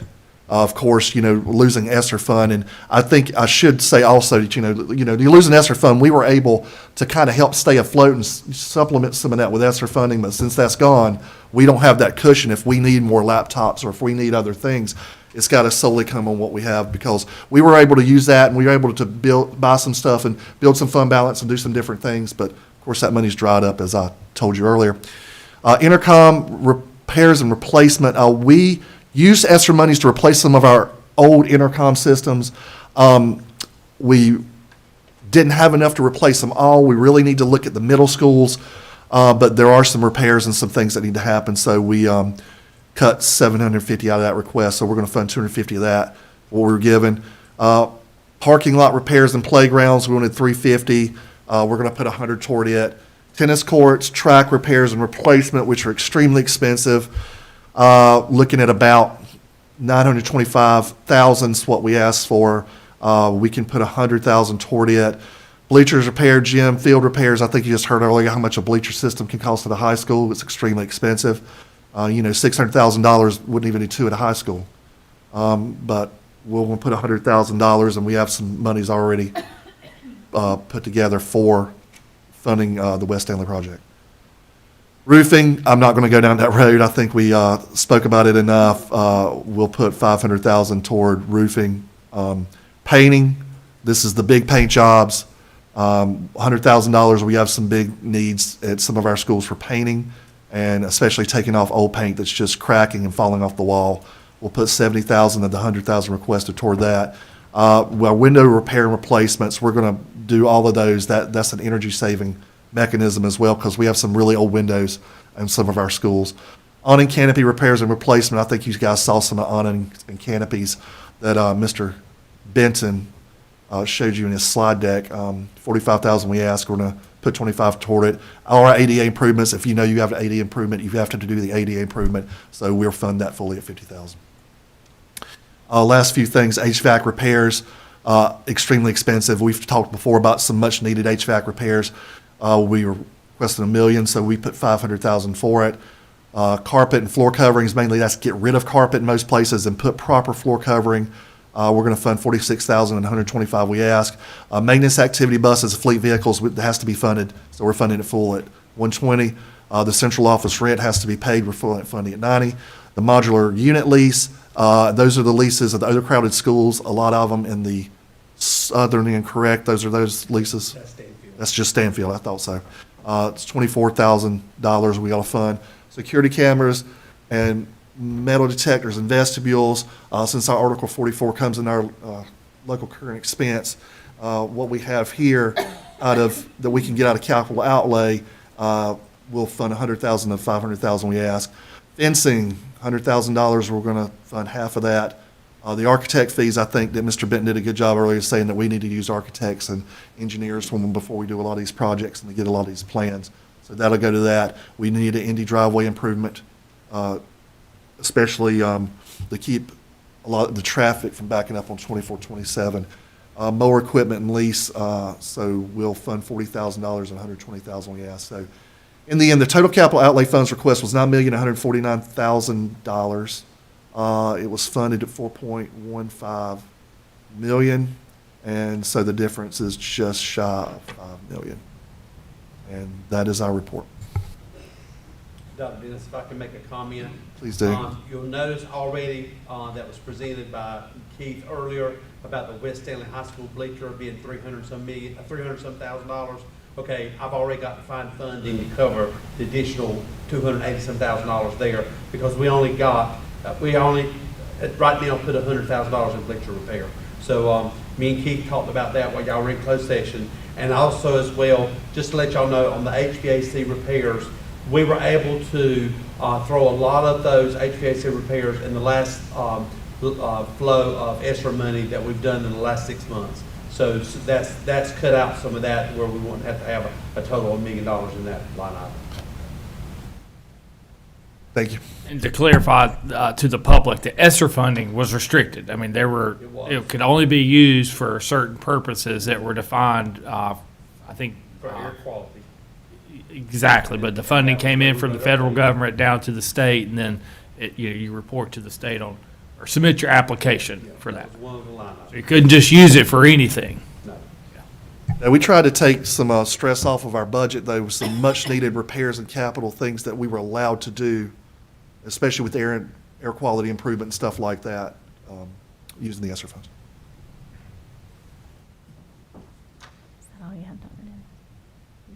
That's all I have. Yes, ma'am. If there are no questions for Dr. Dennis on his slideshow, I will move on to board member comment. So I just want to make sure there are no questions. Yeah. Okay. I'll start with superintendent comments. Dr. Thank Dennis. you. My thoughts and prayers are the family that lost one of theirs today. It was one of our educators. I'll keep their privacy in mind and just say that we're thinking about them as a school system. October 2nd is School Custodians Appreciation Day. That's coming up tomorrow. October 6th is National Coach Day, and October 9th is the Indigenous Peoples Day. For our weeks, we have the 14th and 18th October is National School Lunch Week, and the 23rd through the 31st October is National Red Ribbon Week. And I think we did talk about it in work session, but I would like to say that I appreciate all that Ms. Tambasco is doing for our program. We have had a nice increase in our number of school lunches that we've been putting out, our participation rate, I should say. And my kids are eating now, and I think she's doing great things, and where they were a little pickier before. So evidently, school lunch is a hit. At least it in his house. So October, excuse me, the month of October, this is National Principals Month, National Bullying and Prevention Month, and National Physical Therapy Month. And I just do want to take 1 second, I know it was said earlier, just thoughts and prayers with all those on the western end. I talked to one of the superintendents that was heavily affected Sunday, and they've got a monumental task in front of them, and they've got a lot to get through, and it's going to take a lot of time. And just my thoughts are with them and all our superintendents on the western end, or any that were around the state that were affected by the tropical storm. Thank you. Thank you. Board member comment. I'll start over here with Mr. Lisk. I think I've said plenty, and it's late. Only thing I will say is thank you to the county office leadership, the teachers, the staff. Looking as a non-educator at the school performance grades, I have lots of questions, but I do see a marked improvement across the board, and I think that's due to a lot of things. But the whole system, the students, everyone's working with minimal resources, and it's fantastic, the results that you're driving. So thank you. Ms. Watson. I don't have a whole lot to say, but I would like to say I'm really disgusted with the way things are going with these roofs and all that. I think it's a shame that our commissioners don't see this. I can't believe that you would put our children in buildings that have been here since who knows what. I'm just appalled. I'm just appalled at the way things are going with Early that. to mid last century. What? Early to mid last century. Yeah. I don't understand. I just don't understand that you don't see that these children that are pouring their hearts out, the teachers that are pouring their hearts out, and educating these kids and putting them where they are. I don't understand. I just don't understand. Thank you. Mr. Sorensen. What a meeting we've had. Based my comments on my favorite Clint Eastwood spaghetti western, which some of you folks are too young to even recognize what that is, but old gunfighter movies, the good, the bad, and the ugly. The good, our academic growth it's exceptional. It's exemplary. We are never going to be where we want to be, but we are trending in the right direction. And in some of our schools, we're just hyping up. And in a lot of things that are really important, we're doing as good or better than the state. And when you look at that, the one chart that Dr. Dennis showed you, we're outperforming Charlotte Meck as far as number of failing schools. That to me, that's just a testament to the good things that are going on. I already talked about the 80-20 split, which is nonsense. The bad, Hurricane Helene was a tragedy, and the first night we started getting reports and stuff, I knew how bad it was going to be.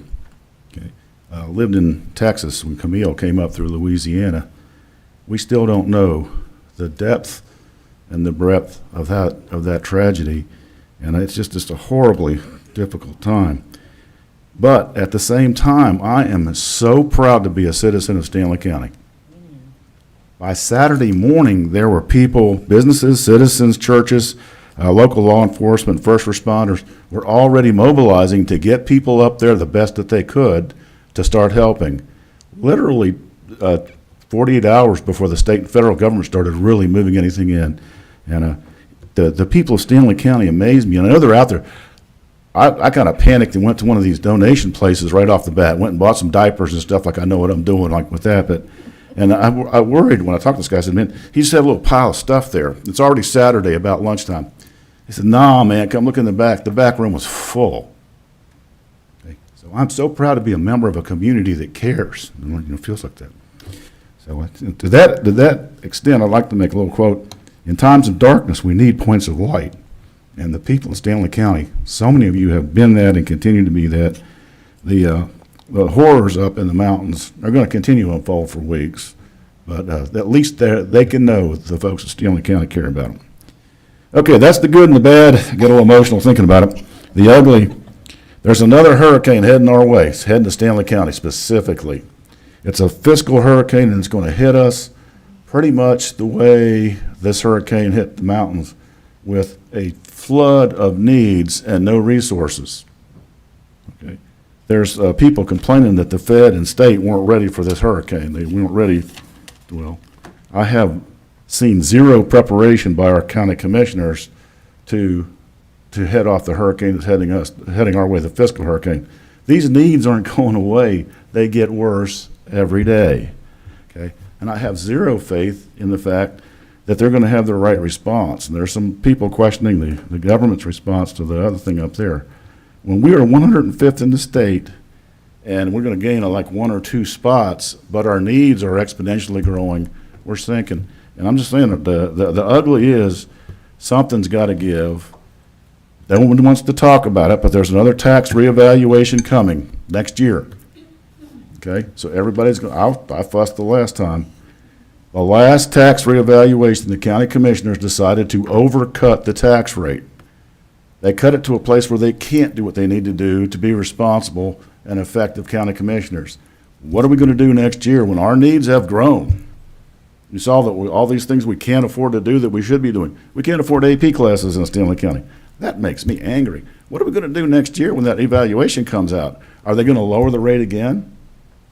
We might as well just start shutting down the system. And to quote one of our illustrious commissioners, their only constitutional duty is to hit buildings and technology. Fine, then let's shut the system down. If you're not going to fund us like you're supposed to, I'm just not one that's happy doing things halfway. And I don't mean to get all animated and angry, but when I see our teachers, I hear our teachers, they're killing themselves trying to do these things. They're unpacking standards from the state that vary from year to year. They're doing PLCs 2 and 3 times a week. They're just killing themselves to get our kids to learn. But as a county, we're just not letting that happen. So when I say the county, I'm proud of the citizens. I couldn't be more proud to be a member of a citizen of this county.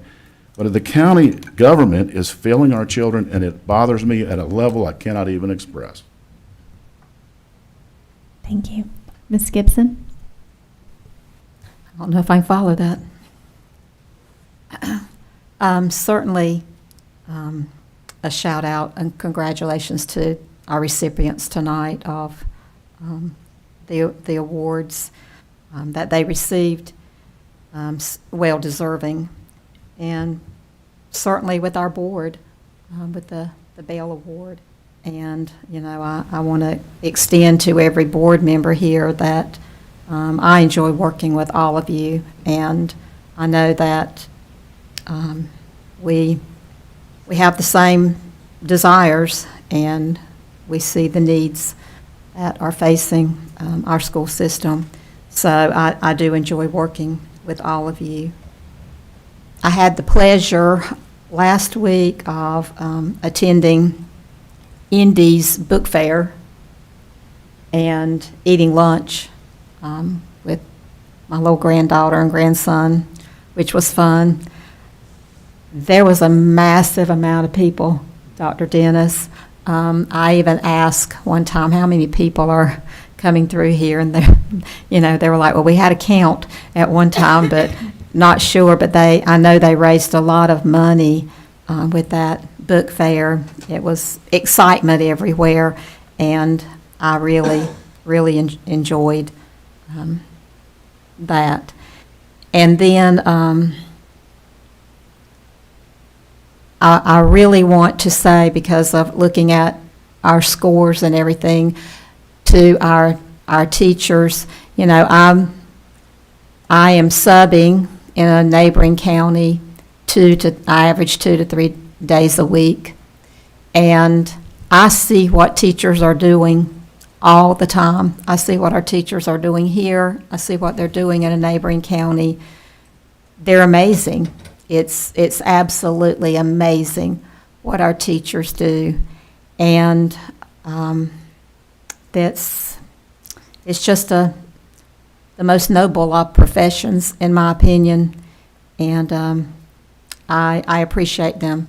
So a huge shout out to all of our teachers and our staff and our principals, administrators, our county office staff, and Dr. Dennis. And then I know that Ms. Poplin has been very involved with helping to collect items, her Nehemiah project, and I know we'll probably speak to all this, but I thank her for what she does with that in helping the community and our community involvement with everything. So that is all. Thank you. Ms. Whitaker? I also had the opportunity to go have breakfast when they had Grandparents' Day at Oberstein with my granddaughters. Schools got really smart, and that they do the book fair when they have Grandparents' Day. So there were a lot of people there, and you spend a lot of money, but that's okay. I really enjoy it when I get an opportunity to go. I wanted to just say congratulations to Beverly Pennington. For someone who's been involved in athletics as long as she has, you know, I think athletics are kind of a beast of their own. And for someone to be involved in and doing it as long as she has, that's, the award was right. It says for the person who goes above and beyond the call of duty. And I think anybody that's involved in athletics has to do that. So congratulations to her. I wanted to just especially say congratulations to Aquadale and Norwood. When we looked at their scores, they had the most growth in our county. I think overall our county did very well, and we have a lot to be proud of, and that is a testament to you, Dr. Dennis, because I think it starts with you and your team, and you have a lot to be proud of, and we are very thankful. I would encourage you to go back and watch our board meeting. Write the websites down that Mr. Lisk gave you. They also, too, are available. I believe we have them on our website and on Facebook, so I encourage you to go look at those. Sometimes when you see things in writing, it means a little bit more than you do when someone's just reading it out to you. So I encourage you to go to those websites and look at our funding and see where we rank. I think for a lot of people, they hear us say it, but I think if they can look at it in writing and actually go to a DPI website, it'll mean a whole lot more. Thank you. Dr. Leffler? I think it was great tonight with our Stanley Stars, which we have every month.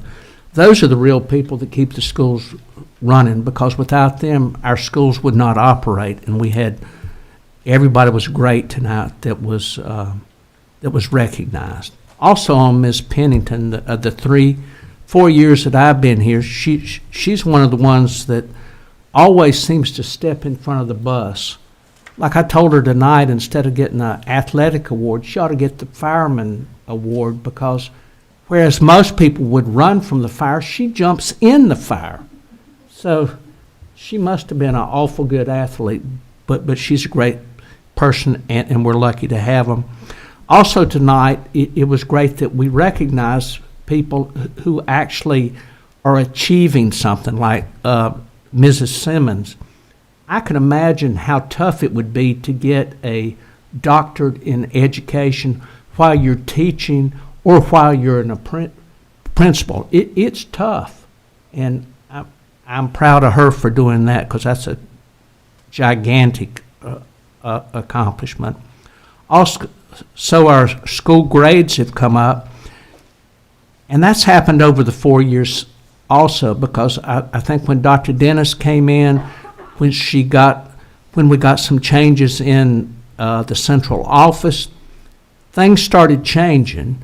We have different curriculum.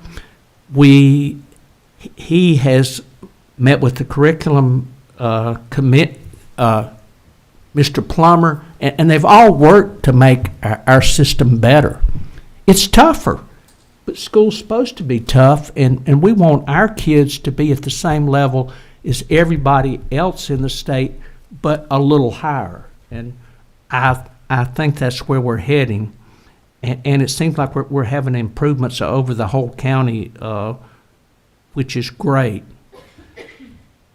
As far as the thing with the funding, we've had great data, we've had everybody speaking and everything, but nothing will change until the public has their opinion. Because we're just we're the board that is asking them for assistance. But a lot of times that doesn't work. So for things to happen, the public's going to have to ask them for assistance. I think we had a great meeting tonight, a long meeting, but I think everything has been very good. Good luck to the people in the mountains. Everybody's trying to help them as much as they can. And we're just fortunate that we ended up on the right side of that storm. Thank you. You guys made it really hard to go last tonight. So I will just sort of ditto what everyone has said about our school system and our school grades going up, and our kids are doing well, and we've had a lot of talk over facilities and finance and funding tonight. But I do want to make a comment, not about what I'm doing necessarily, because my job title for my job that I do Monday through Friday is the Community Resource Coordinator. But what the county's doing. By Saturday afternoon, we had trucks mobilizing across this county collecting supplies, and we had trucks headed to the mountains Sunday morning. Some of the first folks, and it's bad. It's really bad there. And just keep those folks in your prayers. But I want to say something that our county does is we rally well. We may not agree on things with other entities, nonprofits, or whatever, but when it comes down to it, we team up and we rally. And that's what we're doing. And help where you can. It's unimaginable that the things that these folks are reporting back. They have a lot of work. They're going to need items and things for weeks. Sorry, I get emotional about this, because they're families that have no idea where their loved ones are, and I can't imagine. So be in prayer for those folks. I'm proud of you guys, and I'm proud of our system. So thank you. Okay. We have personnel up next.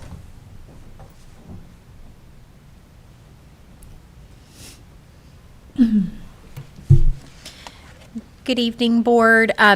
We are requesting your approval tonight. Section 1 of the personnel report is for your information. However, Section 2 does require your action. I move we approve Section 2 of the personnel agenda. I have a motion to approve section 2. Multiple seconds. All in favor? Any opposed? Okay, that has passed. Thank you. The date and time and location of our next meeting is Tuesday, November 5th, 2024, in the Gene McIntyre Room at 6:15. And I now will entertain a motion to adjourn. Motion to adjourn. I have a motion in multiple seconds.